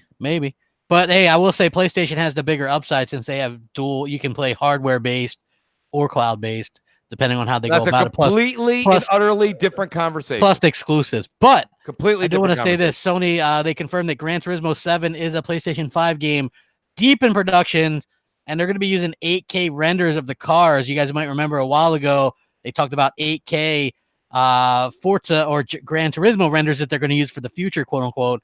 And it looks like that could actually be a legit thing. So if you think about it, we get a 4K 60 Forza Motorsport, right? Why couldn't they do a track racer that's 8K 60 with a PlayStation 5 that's twice as powerful as the Xbox One X? Think about it, right? I mean, what do you think, Mooch? Like, is that something that could be? I mean, I'm not saying that Scarlett wouldn't be able to do Motorsport 8 at 8K 60, but I mean, what is your thoughts on that? Because most of us when we talk about 8K, propaganda there. Yeah, I mean, it could be. But I mean, that'd be pretty huge to get, Gran Turismo at 8K. It would be, but what did they say now? What was going to be 8K? It would be the cars what? Well, I mean, the cars are rendered at 8K. Rendered at 8K, right? And I mean, I'm guaranteeing you that on Scarlett, we're going to see Forza 8 be able to do the same thing. Yeah, so, I mean, we could see that. We could see that. I mean, listen, I'm not denouncing that. I'm just saying it's a big they've thing. actually confirmed that this is like a PS5 exclusive, right? Like that to me is pretty huge. It could be big. I'm not a big racing enthusiast. I remember when we were talking about this same kind of stuff with Forza back when they were showing like the headlights on the car, and I was like, all right, I don't know. But again, you gotta understand something. I'm just not a race car guy. So when you're talking Gran Turismo, Forza, yeah, absolutely. I think it's a big deal. It's a good talking point for next gen. But I wonder just how many people I don't think it's a good talking point. I don't know if it's a good selling point. Who's gonna have an 8K TV? Nobody. And then there's that. Yeah. No one's gonna have an 8K TV. Yeah, probably nobody. They gotta just stop that shit anyway, man. Stop with the whole looking for sticks, looking for little, things like just the proof is in the pudding. That's it, man. Put the games out there, put the power out there. Let me know how much of a beast of a console it is, and that's it. Right. Put the games out and let's rock. Stop trying to sell me on bullshit. Blowing smoke up my ass. It's kind of insulting to the consumer, in my opinion. People complain about buying a fucking $500 console, but they're gonna go out and buy a $4,000 fucking 8K TV. 4,000. Try 8 to 10. 8,000. Yeah, like Like Like, seriously, a like even like high-end- low end, like fucking, it's gonna be like like a new OLED's still like 4K. yeah, right. Like you're not getting an 8K TV. Like they barely just started coming out with fucking monitors that are 4K with HDR. You know, so like you're gonna go out and get an 8K TV. Well, you know what it is when Sorry. it comes to TVs, though, Pred, and you guys tell me if I'm wrong here. I'd be willing to step back and say I'm wrong on this one. I mean, I think when we get to a certain point, there's no doubt that 8K is going to be marvelous compared to the 4K. But realistically, like, there's going to be a point where, you know, even Apple with their Retina display, and then they're like, we have a super Retina display. After they got past that second iteration, they're like, let's stop talking about this because at this point, the human eye can't really catch any more of this, right? Yeah. 4K-er. Like I'm looking at my computer screen right here that I have for the PC build, and it's a 2K monitor, and I mean everything is just so crisp.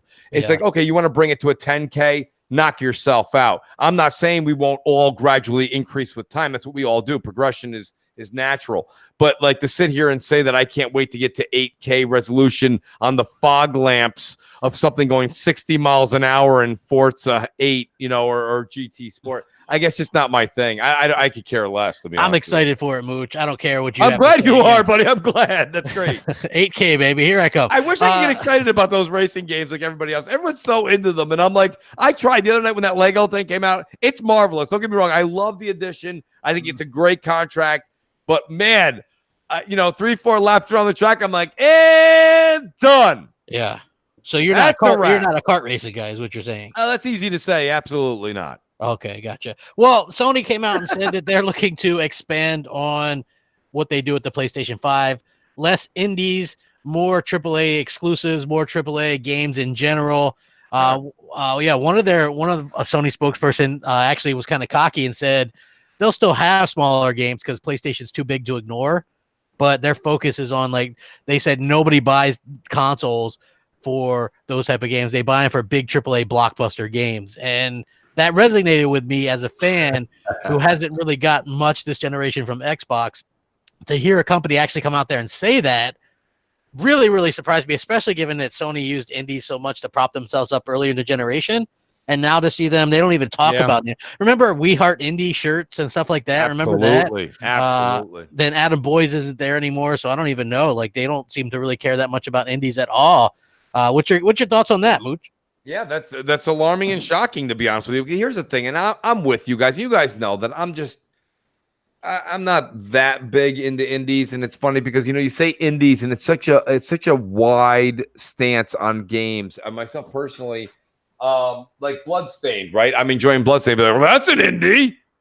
Well, yeah, I guess on paper it is, but I mean, with the money that went into it, it's almost like a AA, if you will. But I mean, it is alarming because Sony's stance at the beginning of this generation was we're here for the indie gamer. So to hear that they're kind of turning, I wouldn't use the words turning their backs, but they're kind of keeping a blind eye to them now. It's like, it's shaky in the same generation, right? I'm gonna tell you what they're doing here, guys. What they're doing here is what Sony always does, right? Like you guys say, right? That's so Sony. Well, this is one of those things, right? This is so Sony. They strike when the iron is hot. They know how hardcore gamers are feeling right now. They're not oblivious to this shit. They know, and they're taking them away. They're like, yeah, hardcore over here, baby. Come and get it. Get it while it's hot. Get it while it's funny. butter. Knox, you're so right. It's not even funny. It's not even funny on Knox's because the minute I saw that those articles came out about PlayStation going for the AKA hardcore, it's kind of funny, right? Because that's been the narrative on YouTube for the past month, right? So Sony's like, you know what we got to do? Put out something really quick that says we're for the hardcore. Mm-hmm. Hurry up. Put it in. Can somebody write it faster? Are you saying that's propaganda, Mooch? Absolutely. And as far as where they gotta watch their mouth. Great propaganda, by the way. Great. You can't. They can't be smelling themselves a little too much and wanting to throw these indies through the floor because they make money off these indies. They don't want to lose out on that at all. So yeah, there may be less of them, but they want them there because they sell there and they make money off them there. So they gotta just watch their mouth. They gotta watch their mouth, and this is why it's so important that Microsoft motherfucking compete. because you don't want your rival company smelling themselves, and then that gets passed on to who? To us. They do whatever the hell they start wanting to do because they no longer have any competition to keep their ass in line. That's why Microsoft needs to step their game up so that Sony can't do that shit. Because at the end, like Sony said, their rival is Microsoft, and if they can make Microsoft non-existent, they dominate the market completely, and that's it. I mean, you're not wrong. I think that Microsoft. Yeah, Microsoft has to come out and answer that. They've got to be out there. Like, when was the last time Phil said AAA exclusive, or you know what I mean? Like, he doesn't even. It's been a while, crap. Yeah, he doesn't even use those terms. No. So it is a little bit. Yeah, exactly. So, he's like, well, like it was so funny because I read that one quote from him. Right, he's like, people go, are you going third party? And he goes, whatever that means. Like, bullshit, Phil. You know exactly what that means. Third party, bitch. You selling your games on other platforms. Damn sure know it. We don't want to keep games. We don't want to keep games out of the hands of gamers, crap. That's why we don't got exclusive content. Somebody posed this question. What's the difference? Somebody posed this question and I saw it. I don't know who it was on Twitter. What's the difference between buying a exclusive game and keeping it away from people, or buying studios who are going to make exclusives to keep them away from people? Is there some kind of contradiction there that you guys see? Absolutely. Is there? Absolutely. Yeah, sure there is. Either way, you're keeping it away from people. Yeah. I mean, well, look at it this way: like the studios they've purchased are not putting those games on PlayStation. Well, so far. I mean, so far. Well, eventually, to be honest with you, Pred, eventually that'll happen. Like, let's just take the Outer Worlds, right, or Obsidian. The game they're working on now is a multi-plat. Of course, all of us on Game Pass will get it, day and date. But eventually, that'll actually it's said. Crap, you've actually said this in a numerous amount of videos that eventually Obsidian's games will become PC, Xbox exclusive. Well, yeah, I mean that's eventually. What they say. Yeah, that's what they say. But they are tied into a contract where if the Outer Worlds does well, they're going to have to make a sequel to that is multi-plat. So I mean, there is that. There is that. Yeah. Well, it's funny. I saw an interview with Ninja Theory, right? Listen, go ahead. Shit, my bad, crap. I don't mean to cut you off. I kind of fell out of the chat. My mouse is bugging out, so sometimes it'll just close a window. So I missed out on when you asked that question. I got back in the room. Yeah. Go ahead. So ask that question again, crap, because actually Knox definitely needs to hear it. Oh, well, about the Outer Worlds? Yeah, about the difference between the companies, like getting someone to be an exclusive first party as opposed to getting, what was it, like third party? Okay, yeah. So basically, what's the difference between buying an exclusive game and keeping it off of a platform, or buying studios and keeping them? Yeah, none. exactly. Yeah, There's none. Yeah, so I said not much at all. I mean, yeah. There's none. The whole purpose you do it is to keep it off the rival platform, because that's what you're supposed to do to compete. Well, go ahead, Brad. Because we had Titanfall, which was exclusive to us, but that's third party. But it was exclusive, right? So they bought the exclusive rights to that game, right? But Titanfall 2 was not exclusive to us. So there is a small difference, because they can keep one game away from the other console, but unless they're actually, and this is part of Microsoft's shady deals, if you're gonna get exclusive rights to a game, don't just get one game, right? Get multiple games, and well, that's where they fucked up. Outstanding, Brad. And that's what they did with Alan Wake. They did multiple, and they did that with BioShock. Yeah, they did that with other games. What you can guarantee when Bloodborne 2 comes out, ain't coming to Xbox. Yeah. 100% it's not. Also, I wanted to point this out. So I saw a Ninja Theory interview. Now, this was a little bit older where they were talking about the games that they were doing, but I found it interesting that they're like, Microsoft gives us the ability to do whatever we want. We can still be contracted out to other publishers if we want to. That surprised the hell out of me. Wait, who said that? Ninja Theory. They said what? They said that they still have the ability to be contracted out to other publishers if they want. Is that for real? That was in a PC Mag interview from Ninja Theory last year. I'm not going to say that's true or not. All I'm going to say is Double Fine's Tim Schafer did an interview. If this one holds weight, it just amazes me when you hear that Microsoft acquires these companies and they're like, devs can do whatever they want. I got news for you. When you tell people that money's no longer an object and you can do whatever you want, just wait till you see the product. Just wait. You walk into your local coffee shop and be like, I'm a millionaire. I'm buying this place. And everyone's like, oh, shit, we're going to lose our jobs. No, you're not. No, you're not. As a matter of fact, you'll never see me again. I want you guys to take care of anything you want. Here's the charge expense. Make whatever you want, and I'll never check in on you. See you later. And when you find out that coffee's going to be, it's just going to be shit water in the next 2 weeks. Because, this is the problem you have. There's too much. You saw Tim Schafer. He even made a joke tweet about it. You guys saw that, right? When he was like, Microsoft, it wasn't a tweet. It was like a video. He did like a short little thing. He's like, Microsoft came in and said they'll give us all the money we want. So we were like, of course we'll take that shit. You know, or something. And I'm paraphrasing. That's what he did. I mean, he's joking, but he's not really joking. Yeah, like, a lot of truth is said in jest. Microsoft is walking around being like, I don't want to lose your identity. And this all sounds really great for PR. This is really cool for PR talk, right? We're letting everybody do what they want. We're not going to give them any kind of real platform specifications. Do whatever you got to do. Your money's no object. We got everything covered. Just keep making the shit you've been making. And it's like, dude, that's you're not going to get a quality product when you walk around and preach that. They don't want a quality product. They just want bullshit that they could put everywhere. If this is true, if that is true, because they did have to be insane. But I can totally. I don't know if that thing is true. What Crap's saying. I know Tim Schafer made a joke. You guys can check it out. It's their PC Mag interview that they did last year after they were bought out. All right. So if that's a fact, it would totally be right up their goddamn alley for the agenda of another publisher.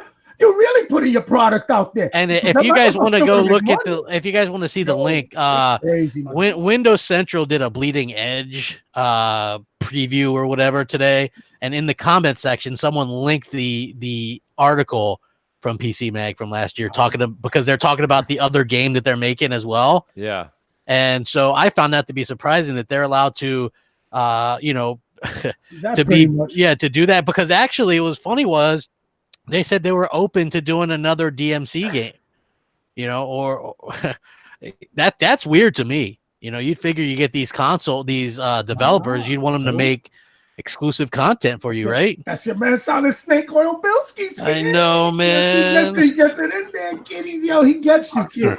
We got that L on the left nipple of his shirt over that limbo shirt. He likes to rock and shit. Yo, your man, he's a genius. He's a fucking genius. Sony goes down and they go to From Software, who you would think From Software and what is it? Is it Bandai Namco? Mm-hmm. They're very strict, and they walk in there, they cut a deal, and they get a deal to get Bloodborne. It's probably, you ask anybody on PlayStation, it's always in the top 3 for this generation, and you turn around and say that's something that Phil could not do. Could not walk in and cut a deal with someone like From Software. He could be he can absolutely do it. He doesn't want to do it. Either, you know what? Let me tell you something, Knox. Do it. Being able to do it and not wanting to do it is the same goddamn thing. At the end of the day, it's the same result. No, because we lose out. In one of those results, we lose out. It sucks. He should go do it. I mean, even if he doesn't want to, he should still do it to bring it to his consumer. And that's my whole goddamn argument. Like, yo, do your Game Pass thing. Make your bread. I get your scheme. You give people Gears for $1, but they want to keep. I think everybody in the future. I get that. Just give me the. I think everybody in the future is going to be like, I have a PS5 and Game Pass. Yeah. Right. Yeah. That's what it sounds like. With Gears brought to you directly via the app, the Xbox app on the PlayStation console. Yeah, I always wonder that, like, if the Xbox fans, I did so many times. If the Xbox fans that are like cheerleading, and this isn't a knock at anyone, this is in general. If the Xbox fans that are cheerleading Microsoft and the ones that are talking about they're making so much money, though, if there would be I don't care either, because you can't play money. If there would be so cheerleady if Xbox was just an app or they were publishing games direct to PlayStation as well, right?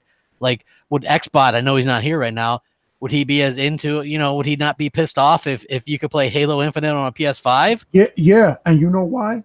You know why he will be? And yes, because when we think of Microsoft going third party, right? All of us here, we're old school gamers. We immediately associated with Sega, right? Sega, and how they go third party. We always do that. Microsoft is a whole different animal, my dude. They still gonna put that console out there. They want to go third party, but they will put a console if you want it. They're not gonna care too much about it, but they'll put it out. You know what I mean? They're gonna put it out there, and they're gonna sell you the app on a phone, on a laptop, on a television set, right? With the new Lockhart, whatever, I guess, all digital Lockhart SAD edition. Sorry. Basically, they're gonna do it in a different way. They're gonna go third party. They're gonna put their shit however they can out there. They did not get these studios that already had works in progress for no reason. That is why this big studio, what's the big studio? The Initiative.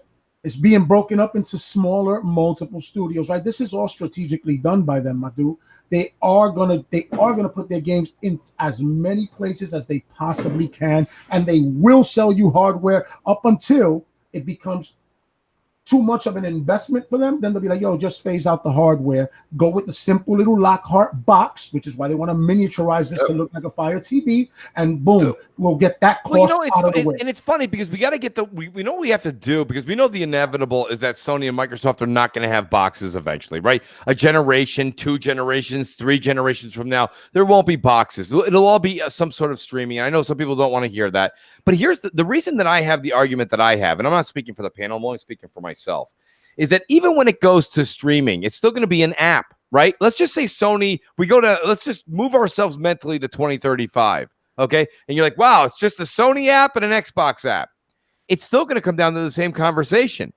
It's still going to come down to who's making the best content for the app you purchase. It doesn't matter, right? I mean, there's Hulu and there's Netflix. Exclusives. Right? Exclusives are exclusives. If you want to watch Stranger Things 3, you can't watch it on Hulu.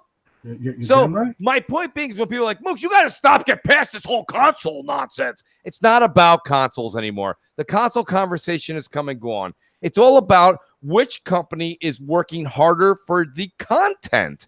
And crap, you've been saying this a while now. It's not content wars. It's content wars. Yeah, it's not console wars. It doesn't matter right now. If the PS5 sells 200 million consoles and the Xbox sells 20 million consoles, it doesn't matter. It's about the content, because now the content is available on multiple devices. So it's not about the actual box. It's about now my conversation, my discussion, and that's why I say Google's not dead.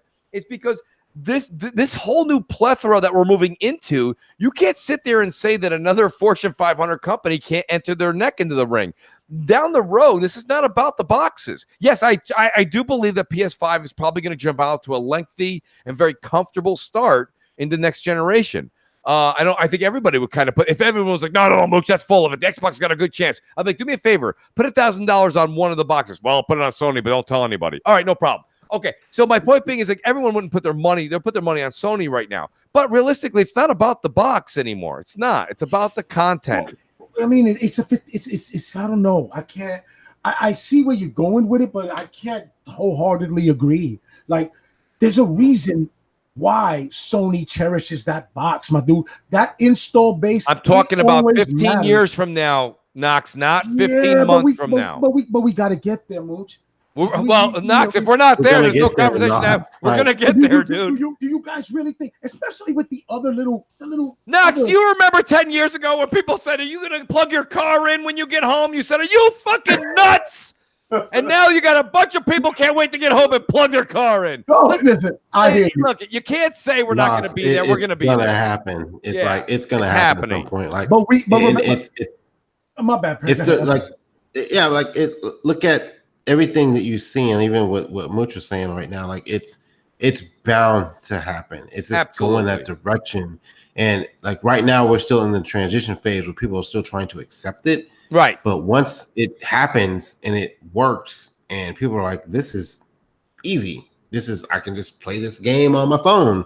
I can play this game anywhere. Buffalo Wild Wings. I can play this game like Like it's gonna happen, and all you gotta do is just go to a restaurant. Your kids can log on to their account on some little fucking kiosk that's at the desk, and they can play their games right there. Like Listen, we went to Fred. I wouldn't even want Knox, hear me out. You wouldn't want that, but let your little bored ass kids sit in fucking Buffalo Wild Wings want to play. Knox, we went to dinner. I don't want them playing. Knox, games. we went to dinner tonight, and where we went to dinner, okay, they had these they literally had game stations on the table, and it was basically mobile games right now, right? Like mobile football or mobile. They had Plants for Zombies, the mobile edition, right, where the plants grow and the zombies come in and blah blah. It was one of those. And all the kids, there was 5-6 kids at the table. Everybody's playing them on those machines, right?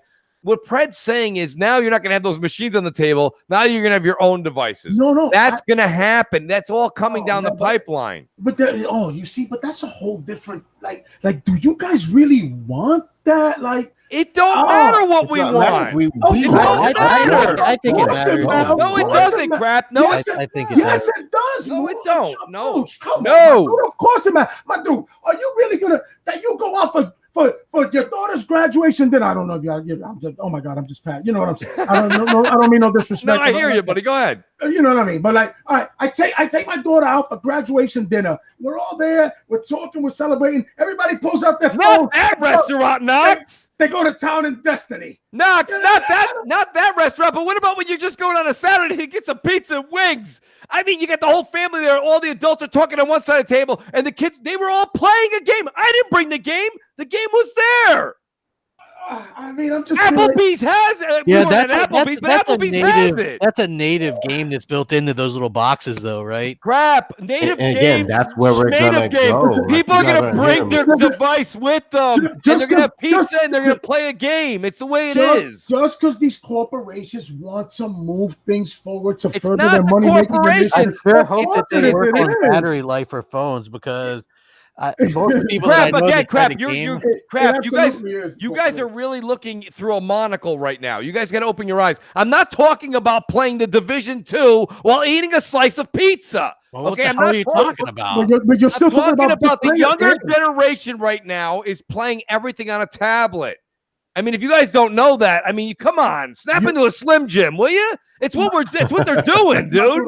I know, my dude. You are You absolutely know what I'm right. talking about, Knox. But they're playing natively on their What tablet. I'm saying is, man, do we really want that? There are Crap. I'm not talking about 15 months. I said we're talking the future here. And Pred just said it better than anybody. That's what's going to be coming down the pipeline. I understand in 15 months natively. That's I what's don't playing on want those the pipe devices. that they're laying. It's not your pipe. It's their pipe. I don't want it. I don't want no not for pipe you. laying. Get that pipe away from me. It's I'm not the for only you. one. It's gonna be forced on you though, because once they stop saying, you know what, one of these days they're gonna be like, you know what, making these consoles is really expensive. Well, we They can have saying people that shit. Yeah. Well, we can have you stream it on your phone, on your tablet, on your PC, on your laptop.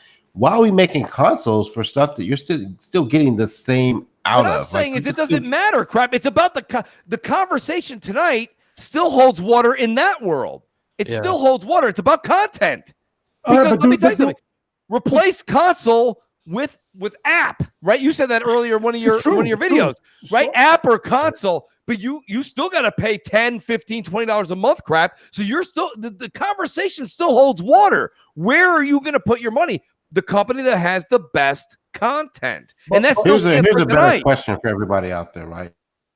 Everybody listening to, like, right? So let's say you turn your TV on, you buy your fucking $200 Elite controller, you turn your TV on, and you can play the game the exact same way you could play it on console. Right. The exact same way. No lag whatsoever. Would you still play that way? I would still play console because I don't think you're ever going to get rid of that lag. I didn't say that. I said if you play the game exactly the same, no lag.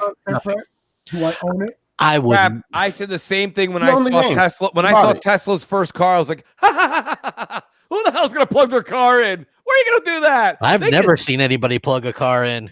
I see it at my local mall. There's like 27,000 parking spots with plugs. We still got people riding horses out here, but bro. crap, that's what I'm saying. You can't live on the moon and be like, we haven't had vegetation in years. Well, no, I just think that, you're preaching backwards compatibility. Eventually, I think people, what about mods? What about DLC? What about like, do we really want It's them content dictating on that app? It's up to them. Yeah, but exactly. So we leave everything up to them. What about raising prices?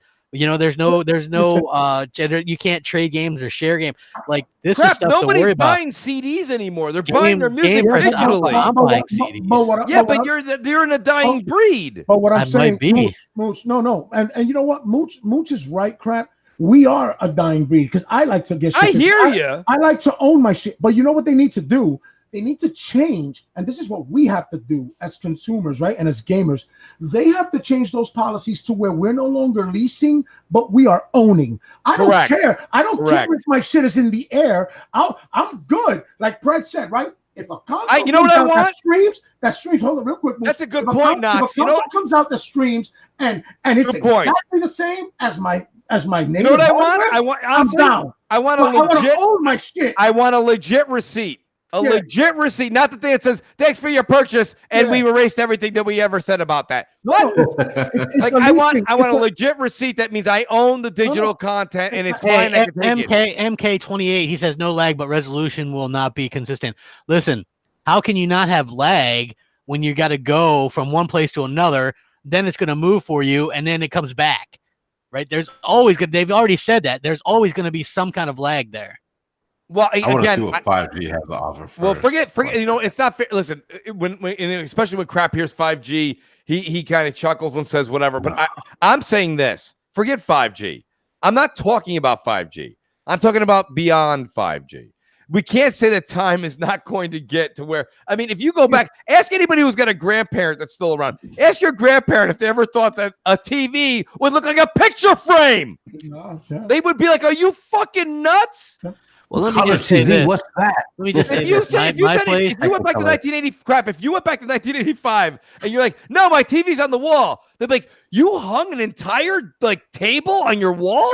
Hey, listen, I know this is a me problem, but I don't think it's just strictly a me problem. Where I live, our internet has only doubled. We don't even have cable internet here yet. But Crap, in the time I've known you, even though it's a small amount, your internet has gotten better. Yeah, they duct taped two DSL lines together. That's what they did. The best thing that happened to YouTube. Look at an NBA game from like 1980, and look at an NBA game now. Look at or any sports game, like tennis, golf, Yankee footage, bro. Yeah, whatever Yankees. But like, look at a sports game from like the 70s or 80s. And look at it now. It looks totally different. Like things evolve over time, and that's the thing. A lot of people aren't taking into account. Like the shit gets better. It ain't gonna get worse. They're gonna continuously upgrade it to make it look better. I remember we had 2G phones recently, and now we're up to almost 5G. Like really, that was less than 4 years. Yeah, I mean, I went from 60 down, and now I have 1 gig down. And I mean, I understand I'm not by no means am I saying that's the norm. I'm not saying that's the norm, but that's the kind of thing that I have. That's insane, right? And it's and again, I don't ever put my situation in everyone's. I understand, but what I'm saying is that I want Crap. I think Crap should have 60 down minimum. I think everybody should have 60 or 50 down minimum. To stream, I would be a fucking professional streamer. You know what I mean? You know how annoying that is that I can't. You need to move, Crap. You really do, Crap. I am. You know where I'm moving. I only have 12 down and 0.35 up. So yeah. Yeah, I was gonna say you're not moving in the right direction. You gotta go the other way. You know what your IP provider needs? There's only one here. They need competition. Yeah. Your IP provider needs competition. Over here, we got Comcast, Time Warner, Verizon. There's Verizon, there's Spectrum, there's Comcast. They're all fighting for you. Every day, someone's knocking on the door. Can we give you more G? I can get 5G T-Mobile out here right now. It's one of those situations where, and like I said, it's not about this conversation. Really got back to today. My initial point, if you go back and listen to it, I said 2035. I didn't say tomorrow. I mean, I'm just saying, I was making a correlation that the conversation tonight, Crap, on tonight's podcast actually holds weight even deep into the future about content. And you've said that it's the content wars. It is the content wars. Pumpkin Queen brings up an extremely good question. She says, I'm here late, but Crap, what do you think about Microsoft taking ebooks that you paid for away? Oh, yeah. I mean, it goes back to what Knox said. I would like to have something That's- more and in writing about my digital payment, my you- digital ownership. Yes, you should own these things.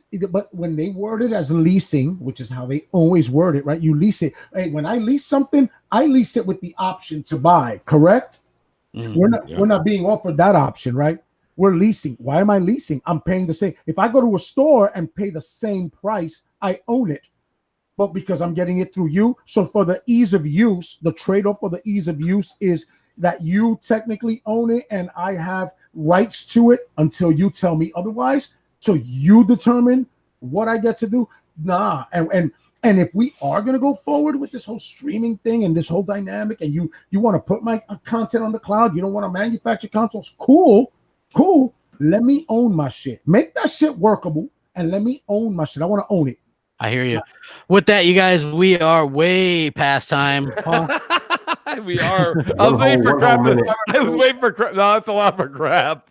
That's Yeah. great. Crap's like, there's outros. Okay. There is. Okay, Mooch, what do you got going on? Let's All hear right. it. Real quick, we got the Mooch 78. We got Crossfire at 7 p.m. Eastern time, and we have twitch.tv/the Mooch 78. Check it out there. Thanks, Crap. Yep. Pred, what do you got going on? Not much, man. Next podcast Saturday. Hashtag vote for Pred. Hashtag stop voting for Dark Artists. I voted for Pred. Vote for Pred. Vote for Pred. Vote for Pred. That's a great little jingle. I know, right? And we got Noximus Decimus Meridius. What's up, man? What do you got going on? Yo, I love your subliminal messaging right there to vote for Pred. I know. You know, right here on YouTube in Knox We Trust. The next podcast on Saturdays, Xbox Nation on Wednesdays. You already know how I give it up, kid. You know, boom, let's go. Absolutely, man. Good stuff. With that, we'll see you guys later. We'll see you guys. Make sure you guys subscribe to all these people and check out their stuff. We'll catch you next time. Hopefully, Xbot and everybody will be back. Peace out. Later.